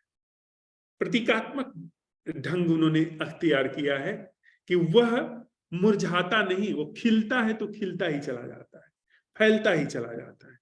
ऐसा भी एक जीवन है जो, जिसके बीज हमारे अंदर हैं। हम आप कुछ भी करते हो, अगर वे बीज उगाड़े नहीं गए, वे बीज परखे नहीं गए, आप सुख में हैं, दुख में, कोई फर्क नहीं पड़ता। बीज बोए गए हैं या नहीं, अगर वो बीज बोए नहीं गए हैं तो फिर सनातन धर्म कहता है महती विनश्यति। तो फिर एकमात्र कोई हानि है तो वो बीजों का परखा न जाना। परखने का मतलब बीजों को बोने का अवसर न जुटाना, वह महती विनश्यति। दुख वगैरह क्या है, दुख तो मतलब आता है जाता है, उसके लिए तो हमने फलसफे तैयार कर लिए हैं ना कि सुख दुख तो जीवन का अंग है, सुख दुख आता जाता है। लेकिन बीज नहीं बोया गया है तो महती विनश्यति है। अगर नैसर्गिक जागरण नहीं उघाड़ा गया है तो महती विनश्यति है। नैसर्गिक जागरण की जमीन पर ही वे बीज अंकुरित होते हैं, जो कि खिलते हैं तो खिलते चले जाते हैं, फैलते चले जाते हैं।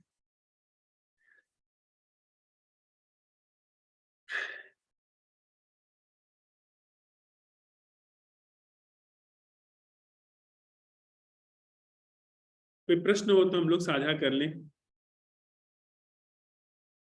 Vinita ji, would you like to share some insights, observation, or would you like to share some question, please? Not yet. All right. In some time. Thank you. Thank you very much.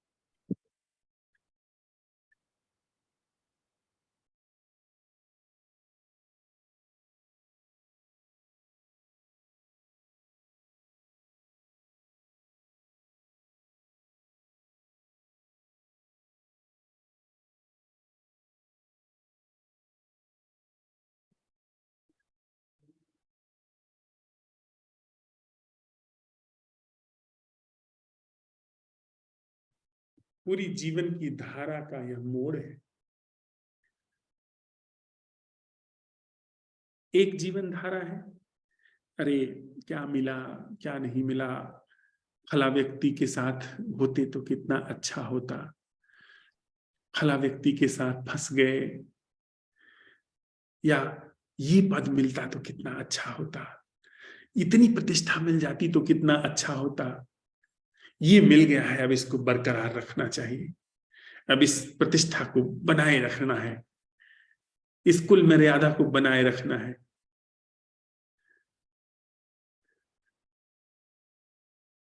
एक ढंग ये है। दूसरा ढंग, पहले इस ढंग को थोड़ा एक बार और समझ लें। ये ढंग ऐसा है जैसे कोई सरसों का बीज कहे कि चांदी की पिटारी में रहना क्या है, अद्भुत है। कि सोने की पिटारी में रहना क्या है, अद्भुत है।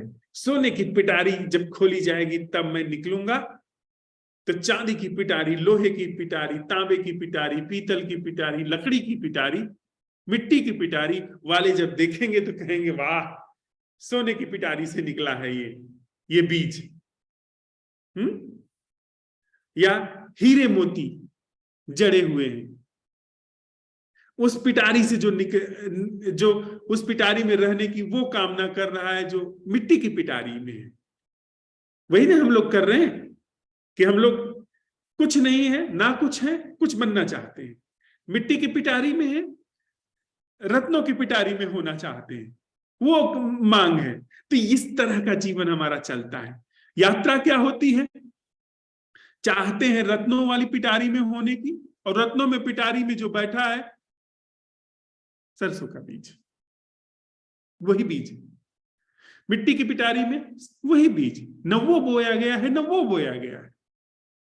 तो अधिकतम हमारे जीवन में क्या होता है, मिट्टी की पिटारी से चलते हैं तो लकड़ी की पिटारी तक पहुंच जाते हैं, नहीं तो पीतल की, तांबे की, और बहुत लकी हुए तो चांदी की पिटारी, और ज्यादा लकी हुए सोने की पिटारी। और अगर दुनिया में सबसे ज्यादा लकी हुए सिकंदर उकंदर टाइप के, अकबर टाइप का, या दूसरी भी और भी पिटारियां हैं, शेक्सपियर टाइप की पिटारी, वैसी प्रतिभा का जन्म हो जाना, आइंस्टीन टाइप की पिटारी, जैसे इतना बड़ा वैज्ञानिक, बुद्धि पिटारी है। बुद्धि को कि मैं इतनी मेधा मेरी विकसित हो जाए, वो पिटारी है, वो संभावना नहीं है। हमारी यात्रा पिटारियों से पिटारियों में होती है। हमारी यात्रा मोटा टाट का कपड़ा जिस पर जीवन है, या फिर मखमल का, रेशम का, मलमल का वे कपड़े हैं, या कपड़ों में बेल बूटे काढ़े गए हैं, कपड़ों में सोने चांदी के तार टाके गए हैं, उन कपड़ों में जैसे महारानी पहनती हैं वडोदरा की वैसे वस्त्र, या जयपुर के महाराज के वस्त्र जैसे हैं वैसे वस्त्र, या ब्रिटेन की महारानी जैसी है वैसे। ब्रिटेन की महारानी का ताज, उनका चोगा, उनकी पोशाक, हमारी यात्रा इनके बीच में झूलती है। हम अरबों लोग इन्हीं पिटारियों में, वस्त्रों में झूलते हैं, चलते हैं। न ब्रिटेन की महारानी एलिजाबेथ बोई गई, न बिहार के एक छोटे से गांव का घुरहुआ बोया गया। और अगर बो दिया गया तो उसकी महिमा, वह जो गांव में है, जो गांव में वो सरसों का बीज बो दिया गया, उसकी महिमा, और जो बर्मिंघम पैलेस या व्हाइट हाउस में रत्न जड़ित कोहिनूर हीरा जड़ा हुआ है, उस पिटारी में रखे गए सरसों के बीज से अनंत गुना महिमावान है वो जो बो दिया गया। तो हुई ना धारा अलग अलग। एक धारा है पिटारी से पिटारी की ओर, दूसरी धारा है बोने की ओर।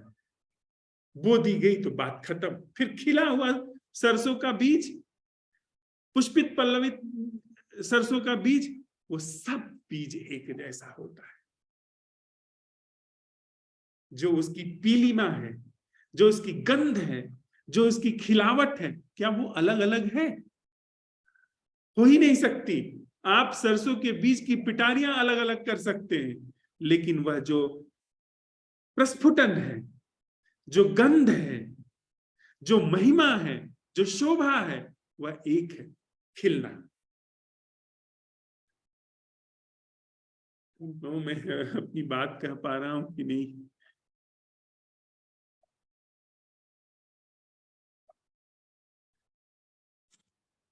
बिल्कुल सर, आप अपनी बात कह पा रहे हैं। इसमें धन्यवाद। एक प्रश्न ये उठ रहा है मन की तरफ से या मैं की तरफ से। वो तो समझ आ गया कि हम भूमि में होंगे तभी हमारी उपयोगिता है, लेकिन जो आवरण है सरसों के ऊपर का, वो गल जा रहा है, उस गलने से भयाक्रांत हो रहा है मन। हाँ, भयाक्रांत हो रहा है। इस बात का पता चलना अतुल जी, ये अपने में बड़ी बात है। भयाक्रांत हो रहा है, पर यहां किस चीज को पकड़ करके वो आश्वस्त है कि मेरा आवरण है, ये मेरा आकार है, ब्राउन कलर की मेरी शेप है, मैं सरसों हूं। यह वो खुशनुमा एहसास उसको गलने से डरा रहा है। दो तीन चीजें इसमें हम लोग समझें, हम साथ में चलते। एक तो जो यह चीज भयभीत है, यह चीज क्या है? क्या यह वास्तव में अस्तित्वगत है, या यह हमारे संस्कारों का परिणाम है? हम इस तरह से बने हैं कि उस तरफ जाने से कपते हैं, इस तरह से संस्कारित किए गए हैं कि भाई बिना सोच विचार के जागरण की ओर हमें सिखाया ही नहीं गया है उस तरफ जाने के लिए, तो हमारी बुद्धि भयाक्रांत होती, हमारी बुद्धि आश्वस्त है। किस खोल में आश्वस्त है? वह खोल क्या ये यांत्रिक और बनावटी नहीं है? बिल्कुल यांत्रिक और बनावटी ही है। हमारा नैसर्गिक स्वभाव तो उगना ही है, और बिना उगे तो बीज का होने का कोई मतलब नहीं, फिर वो बीज होने का महत्व खो रहा है। जी लेकिन उगने के दौरान जो अम, आवरणगत कह लीजिए या कल्चर के माध्यम से या यंत्रवत जो हमें सिखावन मिला है, वही उगने में तमाम उसको झंझावत दिखा रहा है कि उगने में हो सकता है तुम विलीन हो जाओ। जैसे पीढ़ियां तो बढ़ानी है। जैसे एक उदाहरण ले लें सरसों की जगह भिक्षु का, तो वो अगर अपनी वंश को आगे बढ़ाएगा तो उसको विलीन हो जाना पड़ेगा। तो ये उसका विलीन होना अब किस रूप में है? वो तो चाहेगा कि वंश बढ़े या ना बढ़े, लेकिन मेरा जीवन अक्षुण्ण रहे। हालांकि ये भी सत्य है कि वो अनंत काल तक अक्षुण्ण नहीं रह सकता। तो हमारे अंदर हम दृष्टांत ले रहे हैं, पर हमारे अंदर जो बीज है वो कैसा होगा वो हम कुछ नहीं कर सकते। थोड़े से बीजों का पता है, थोड़े से बीज हम इंसानों के अंदर ऐसे रहे हैं जिन्होंने अपने को अंकुरित होने का अवसर दिया। मीरा, गौतम बुद्ध, महावीर, और उन्हीं से थोड़ी सुगंध भी है हमारे पूरी ह्यूमन कॉन्शियसनेस में। अन्यथा न जाने कितने बीज पैदा हुए और कितने बीज ऐसे ही मर सड़ करके चले गए। पर जो थोड़ी सी गंध है अगर ह्यूमन कॉन्शियसनेस में, तो वो क्या हिटलर से है, चंगेज से है, या क से है?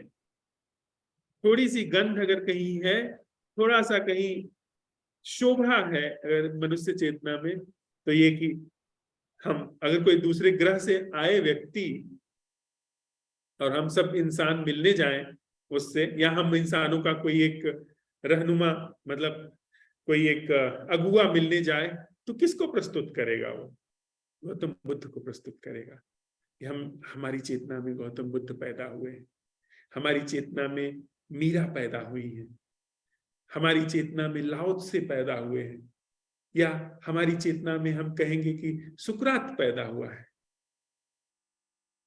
उन्हीं को तो आगे करेंगे। हम तो बड़ी चुपचाप कहीं कुछ चंगेज उंगेज के निशान होंगे, नादिर शाह का निशान होगा तो उसको धीरे से मिटा देना चाहेंगे कि भाई कहीं वो ये देख न ले। हाँ बिल्कुल सही है। और मेरा आशा ये था कि संस्कारों की जेल में हम इतना लंबा अवधि काट रहे होते हैं कि उन्मुक्त हवा में आने से डर लगता है। मुझे लगता है कि यही हमारे अनुकूल है, यही बाकी की शेष जीवन काट लें। भय लगता है अतुल जी, भय लगता है, लेकिन विवेक जो कहता है, अगर हम विवेक की सुनेंगे तो धीरे धीरे भय गल जाएगा, फिर सहज रूप से हमारे पैर उस तरफ चले जाएंगे। भय कितनी देर लगेगा, कितना धोखा देगा अगर हम भय की तरफ आंख लगा करके देखते ही रहे। कह लीजिए मोह है, आवरण से मोह हो गया है कि वो आवरण बदल जाएगा, फिर हम विलीन हो जाएंगे। और इसके साथ ही यह बात और भी अतुल जी कि भय का भी हम तिरस्कार नहीं कर रहे हैं, भय को भी इसमें ला रहे हैं कि इस भय का जो एहसास है उसकी क्या कोई ऐसी अटेंडिंग है, इस भय का क्या कोई ऐसा अवलोकन हो सकता है जो मेरे द्वारा न किया जा रहा हो, जो मेरी भूमिका से मुक्त हो। फिर भय का भी जो होना है वो हो जाएगा। अगर भय सच्चा है, भय सच में ही कोई एक ऐसी सेफ्टी जैसी चीज है जो हमें बचाए रखने के लिए है।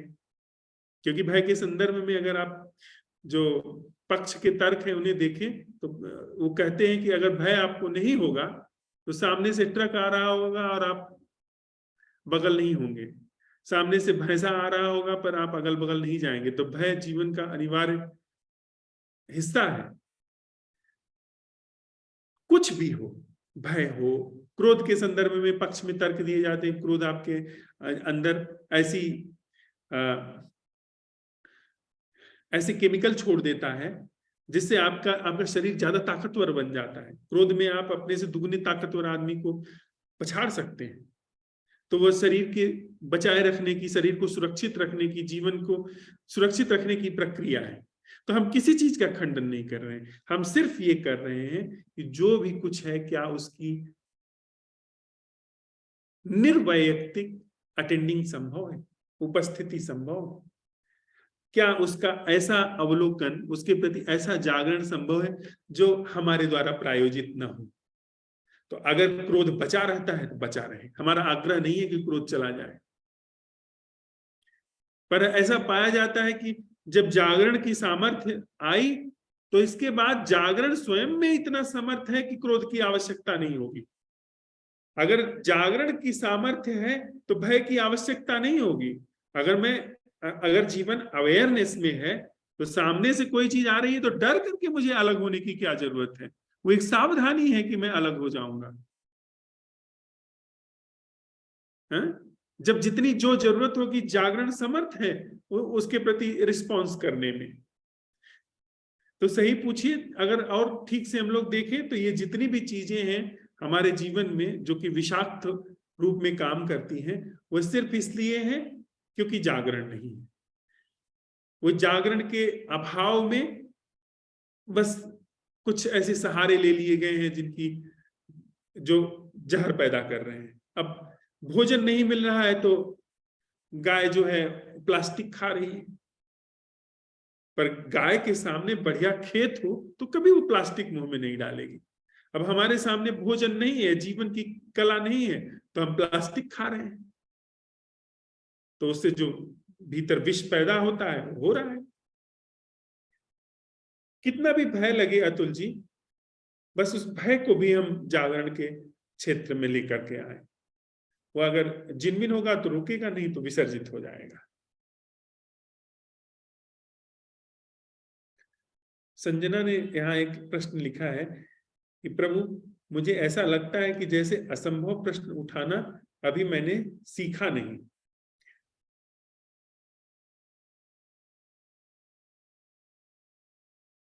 हाँ संजना, इस बात में थोड़ा सा बल तो है, क्योंकि अगर असंभव प्रश्न उठाना सीख लिया गया होता तो फिर क्रांति हो ही जाती। और दूसरी बात भी इतनी ही सच है कि तुम्हें यह पता नहीं है कि तुमने असंभव प्रश्न उठाना सीखा है या नहीं सीखा है। यह एक पात्रता की भी घोषणा करता है कि तुम सीख रही हो कि सच में ही असंभव प्रश्न क्या है। तो यहीं से शुरू करते हैं। असंभव प्रश्न का मतलब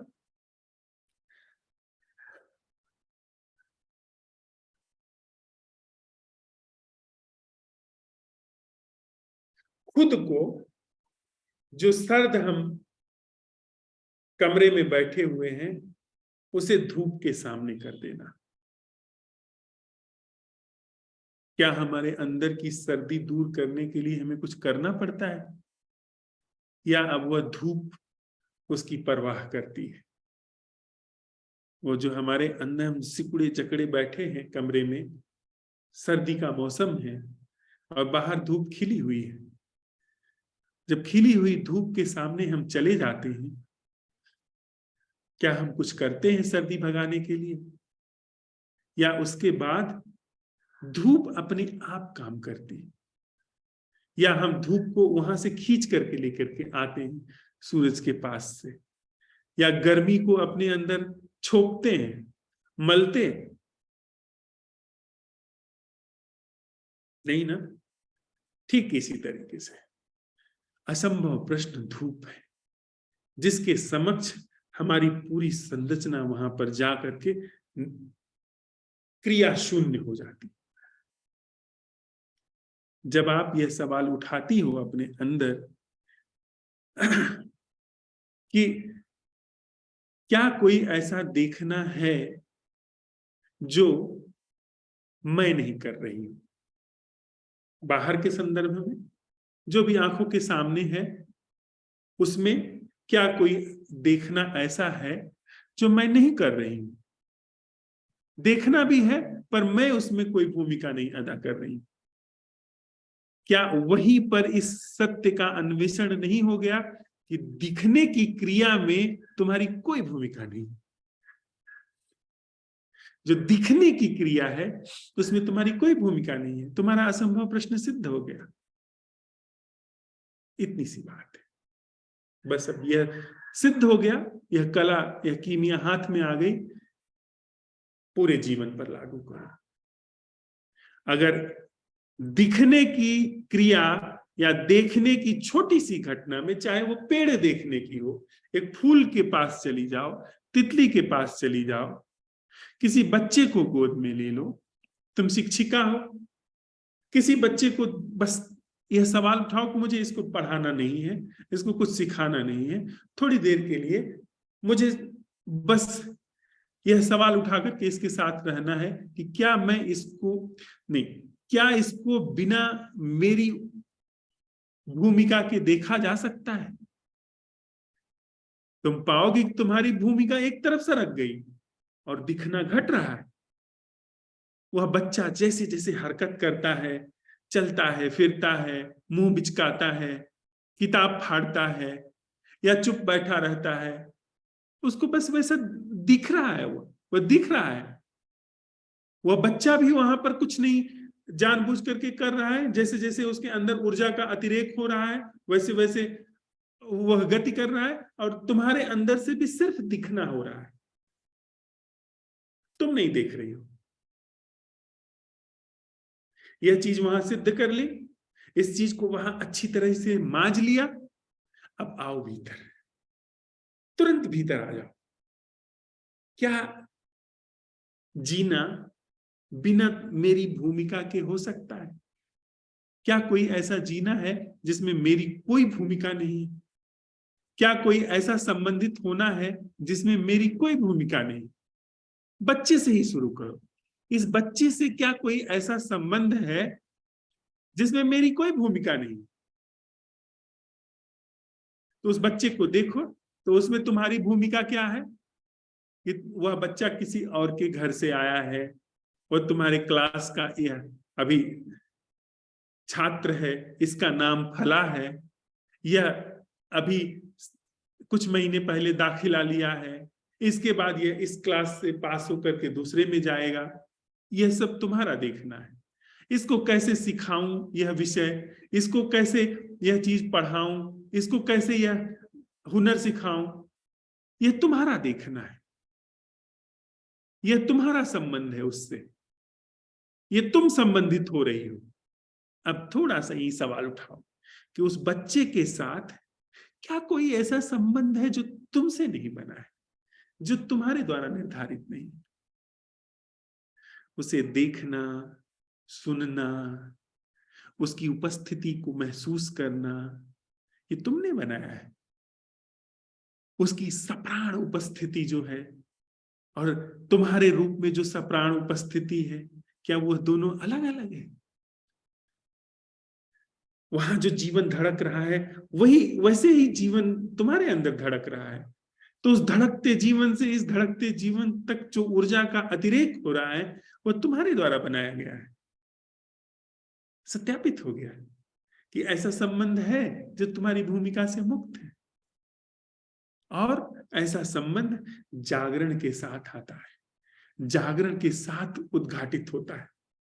वहां उद्घाटित हुआ, पूरे जीवन पर अब आओ कि क्या कोई ऐसा संबंधित है, होने का ढंग है जो मेरी भूमिका से सबके साथ मुक्त है।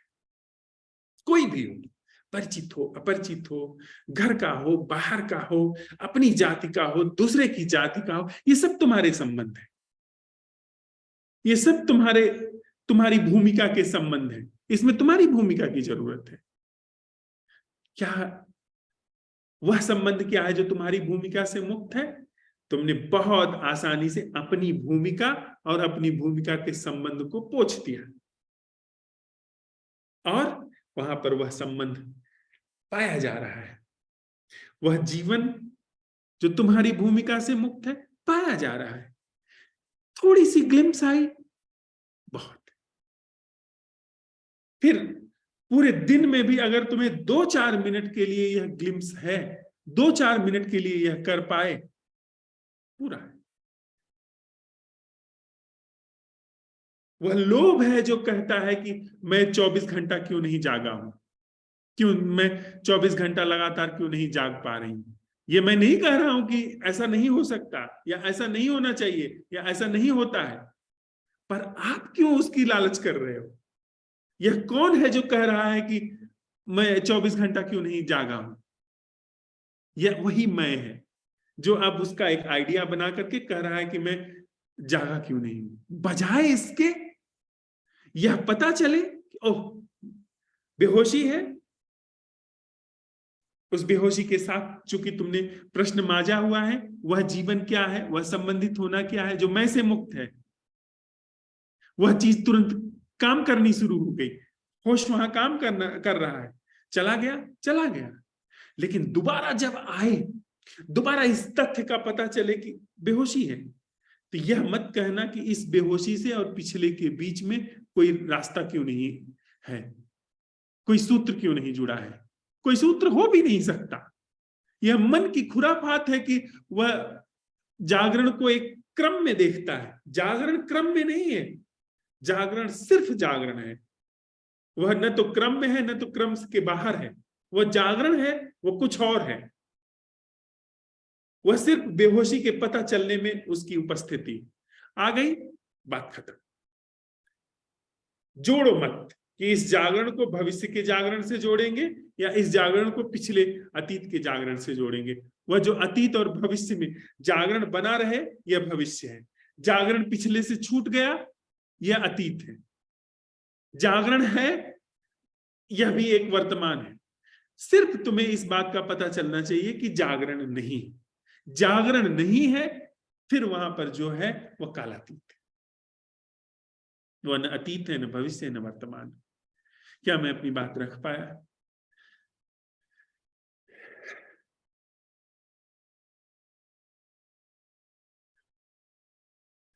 राजेश, आप मुझे लगातार लिखते रहते हैं, मुझे संकोच होता है कि मैं चाह करके भी कैसे आपकी मदद करूं।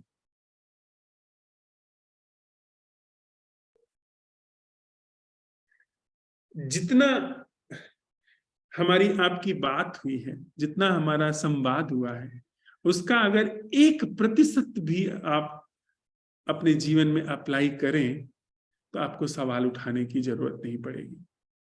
आप लगातार सिर्फ सवाल पूछते हैं। जो कहा जाता है, एक भी बात को अपने जीवन में गौर नहीं करते हैं। इसलिए मैं चुप हूं।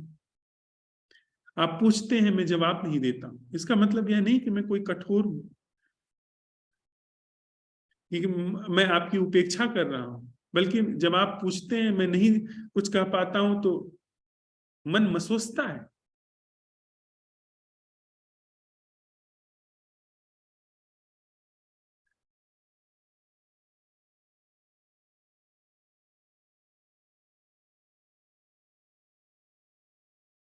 एक बार भी क्या असंभव प्रश्न के साथ आप ठहर सकते हैं? एक बार भी, एक बार अपने अंदर जो भी कुछ आपके चल रहा है, क्यों आप दूसरे को देखते हैं? दूसरे से क्या मतलब है कि दूसरा आपको ऐसे देखे? दूसरे से क्या लेना देना है आपको? दूसरा अपने को नहीं देख पा रहा है तो होता कौन है आपको देखने वाला? दूसरे की चिंता क्यों करते हो भाई? तुम जैसे हो, जो हो, उसी में बस थोड़ी देर के लिए ठहर सकते हो। उसी में थोड़ा जागो। दूसरे की फिक्र छोड़ो। जैसे हो, जो हो, उसको जियो। दूसरा कुछ भी कहता है, उसकी फिक्र छोड़ो। अगर इतना कर पाओ, तुम्हारी सारी समस्याओं के समाधान का रास्ता खुलता चला जाएगा। तुम्हारे जीवन में बहुत ज्यादा दूसरे लोग और इतना प्रभावित हो रहे हो दूसरों से कि जैसी तुम्हारी स्थिति है वो होनी ही चाहिए, सबकी होगी। मैं भी अभी दूसरे से प्रभावित होने लगूं, मैं भी अभी सोचने लगूं कि नहीं, दूसरे को मुझे ऐसा कहना चाहिए, पागल हो जाऊंगा मैं। या हाँ, मैं अपने हिसाब से भी नहीं चलता हूं, लेकिन कम से कम तुम दूसरे के हिसाब से नहीं चलते हो तो थोड़ा अपने हिसाब से तो आओ। दूसरे को छोड़ करके अपने अंदर जैसी तुम्हारी मौज कह रही है, चाहे वो संस्कारित मौज ही क्यों ना हो, उसके हिसाब से तो थोड़ा ठहरो, वहां तो थोड़ी देर रुको। अपने आप उसके बाद फिर उसके बाद वह चलाने लगेगा जिसे होश कहते हैं, फिर रास्ता खुलता चला जाएगा। सबसे पहला काम करो भाई, दूसरे से मुक्त हो जाओ।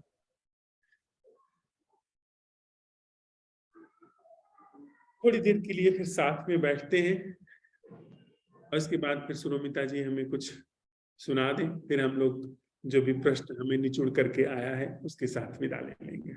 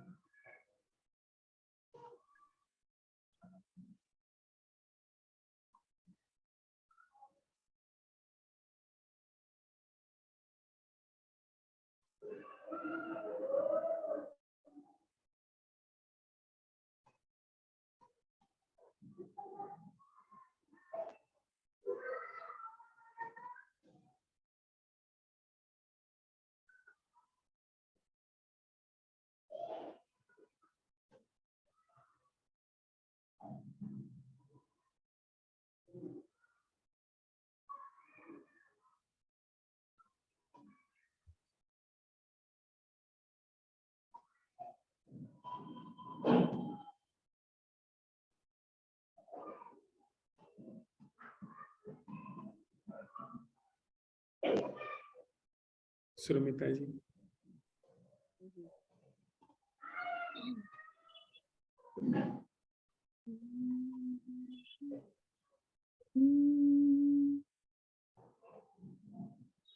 जहाँ ले चलो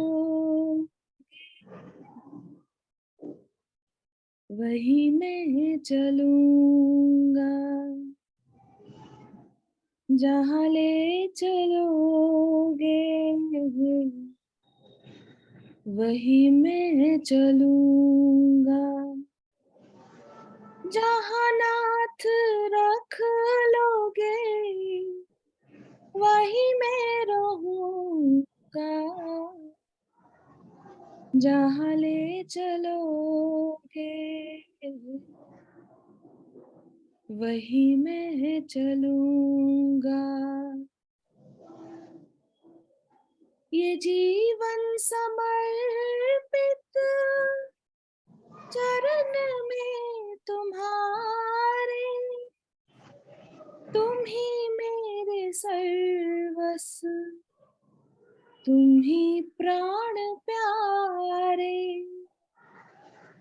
तुम्हें छोड़ कर नाथ किससे कहूँगा, जहाँ ले चलोगे वही मैं चलूंगा, जहाँ नाथ रख वही मैं रहूं, जहाँ ले चलोगे वही मैं चलूंगा, न कोई उलाना न कोई अर्ज़,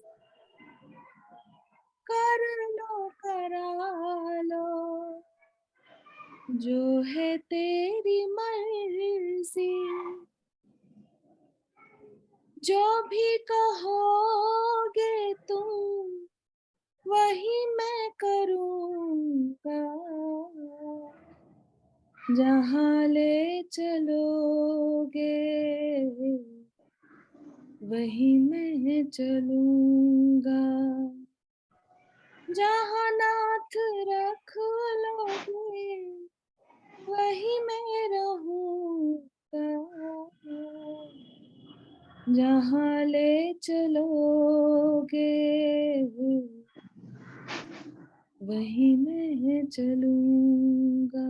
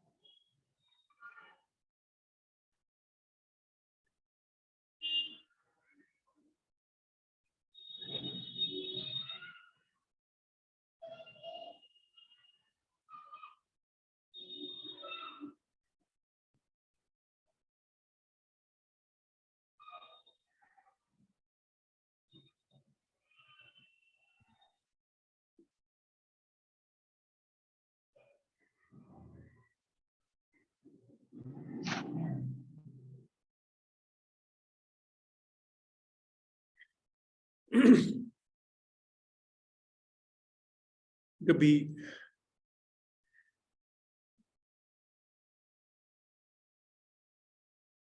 हम लोग कभी ऐसा हो कि किसी छोटे से स्थान पर फंस जाए और हमारा दम घुटने लगे, छोटे कमरे में फंस जाए या कहीं बस वगैरह में, कहीं भी। सोचें, शरीर भी कहीं फंस जाता है तो कितना तड़पता है, और हमारे अंदर हमारी संभावनाएं तो हमारी नासमझी के कारण न जाने कब से फंसी है। वो जो फूल, वो जो सुहास, वो जो वितान, वो नृत्य, वो गीत,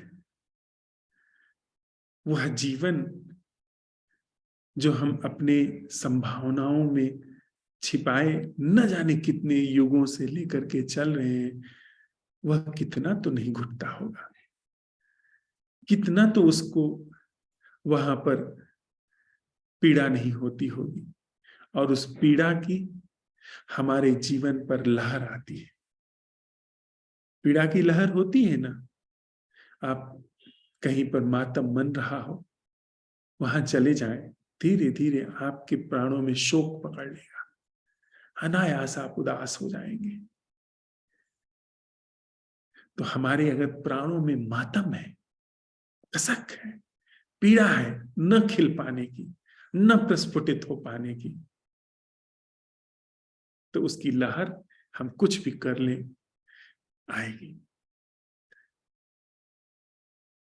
उसकी लहर से हम बच नहीं पाएंगे। यह जो भय है, चिंता है, अकारण जो दुख है, सब कुछ ठीक है जीवन में फिर भी दुख है। हम अपने साथ कहां जी पाते हैं?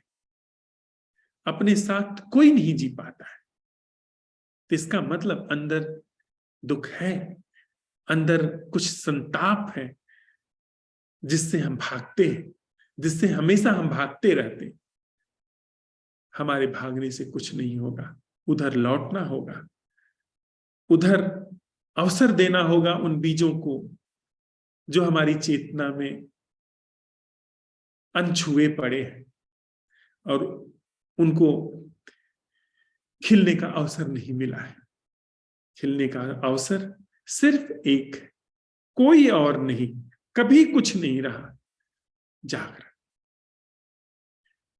नैसर्गिक जागरण। और उसके लिए अस्तित्व ने, परमात्मा ने हम लोगों को यह एक बहुत ही सटीक सूत्र दिया है, कीमिया दी है।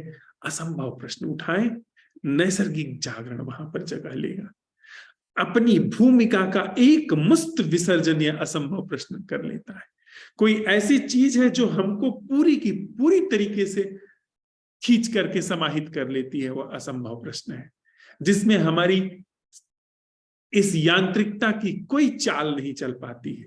और वहां पर जागरण का धरातल उघड़ना शुरू हो जाता है। जो अभी पता भी नहीं है, जो ख्याल भी नहीं आता, वह विस्तार होने लगता है। भगवान बुद्ध की एक छोटी सी गाथा के साथ हम लोग आज की बैठक पूरी करें। भगवान बुद्ध लौट रहे थे कहीं से और उनको प्यास लगी। आनंद से उन्होंने कहा कि जाओ पानी ले आओ। उन्होंने कहा भगवान अब यहाँ तो आसपास कहीं जल नहीं दिखाई पड़ता है, थोड़ा और आगे चलें, वहां पर शायद कहीं कुछ मिले। उन्होंने कहा कि आनंद पीछे एक जगह पानी बह रहा था, वहां से पानी ले आओ। तो आनंद ने कहा भगवान वो तो बहुत गंदा पानी था, वहां वह पानी पीने योग्य नहीं है। भगवान ने कहा कि नहीं तुम जाओ। आज्ञा थी, गए वो। मील भर पीछे लौटे, जा करके जब उन्होंने देखा पानी बिल्कुल निर्मल होकर के बह रहा है, बिल्कुल स्वच्छ होकर के बह रहा है, वो तो आश्चर्यचकित रह गए। उन्होंने अपना जल पात्र भरा, ला करके भगवान को भेंट किया। उन्होंने पूछा कि अभी जब हम लोग आए थे तो वहां तो कीचड़ ही कीचड़ था, वो तो बड़ा गंदा पानी दिख रहा था, क्या चमत्कार हुआ ऐसा कि वो पानी साफ हो गया? उन्होंने कहा चमत्कार वमत्कार कुछ नहीं। थोड़ी ही देर पहले तुमने ध्यान दिया हो तो वहां बैलगाड़ी के चाक के निशान थे, उनके पहियों के निशान थे। थोड़ी ही देर पहले वहां पर कोई बैलगाड़ी गुजरी थी, तो जो तलहटी में कीचड़ था, तलहटी में सड़े गले पत्ते थे, वे पहिए के मथने की वजह से ऊपर आ गए थे, पानी गंदा हो गया था। और जब तक हम लोग यहाँ आए इतना दूर, और जब तक तुम वहां वापस गए, वह सारा जो कीचड़ है वो फिर नीचे बैठ गया, पानी निर्मल हो गया। तो यह जो बड़ा गंदा सा हमारे भीतर दिखता है, कोई संभावना नहीं दिखती, अंधेरा दिखता है, वहां पर थोड़ी देर ठहरे हम, सब निर्मल हो जाएगा। सब निर्मल हो ही जाता है।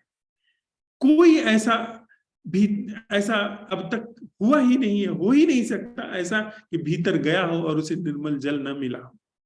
मिलता ही है, बस थोड़ा सा धैर्य, थोड़ा सा असंभव प्रश्न के साथ ठहरने की, रुकने की हमारी एक तैयारी चाहिए। वह तैयारी है तो हमारे जीवन में वह फूल, वे बीज अंकुरित होने शुरू हो जाएंगे, जो कि हमारे जीवन का एकमात्र सौभाग्य है कि उन फूलों को खिलने की जगह दे देना। अन्यथा यहाँ पर कुछ भी आपके पास हो, न वह सौभाग्य है, कुछ भी से आप वंचित रह गए हैं, न वह दुर्भाग्य है। यह सौभाग्य और दुर्भाग्य की जो हमारे अंदर व्यवस्था है, यह बड़ी बचकानी है, नादानी भरी है। ये वैसे ही जो अभी हम लोगों ने बात की है कि सरसों के दाने यदि मखमल के कपड़े पर गठरी में रह करके और अपने को सौभाग्यशाली समझे, और जो टाट की बोरी में रखा हुआ है उसे दुर्भाग्यशाली समझे। मेरी मंगल कामना है कि हम सब लोगों के जीवन में नैसर्गिक जागरण का प्रवेश हो, हमारे जीवन में असंभव प्रश्न की कीमिया उठे और नैसर्गिक जागरण जगह पाए। वह नैसर्गिक जागरण जो हमारे प्राणों में, जो हमारे अंदर कूटस्थ है, उन फूलों को, उन फूलों के बीजों को अंकुरित होने का अवसर दे दे। हम सब लोग साथ में आए, उसके लिए पूरे अस्तित्व को अशेष साधुवाद। हम लोगों के जीवन में बार बार यह मंगल कामना की ऐसे बीज अंकुरित हो, बार बार अशेष साधुवाद और मंगल कामना के साथ।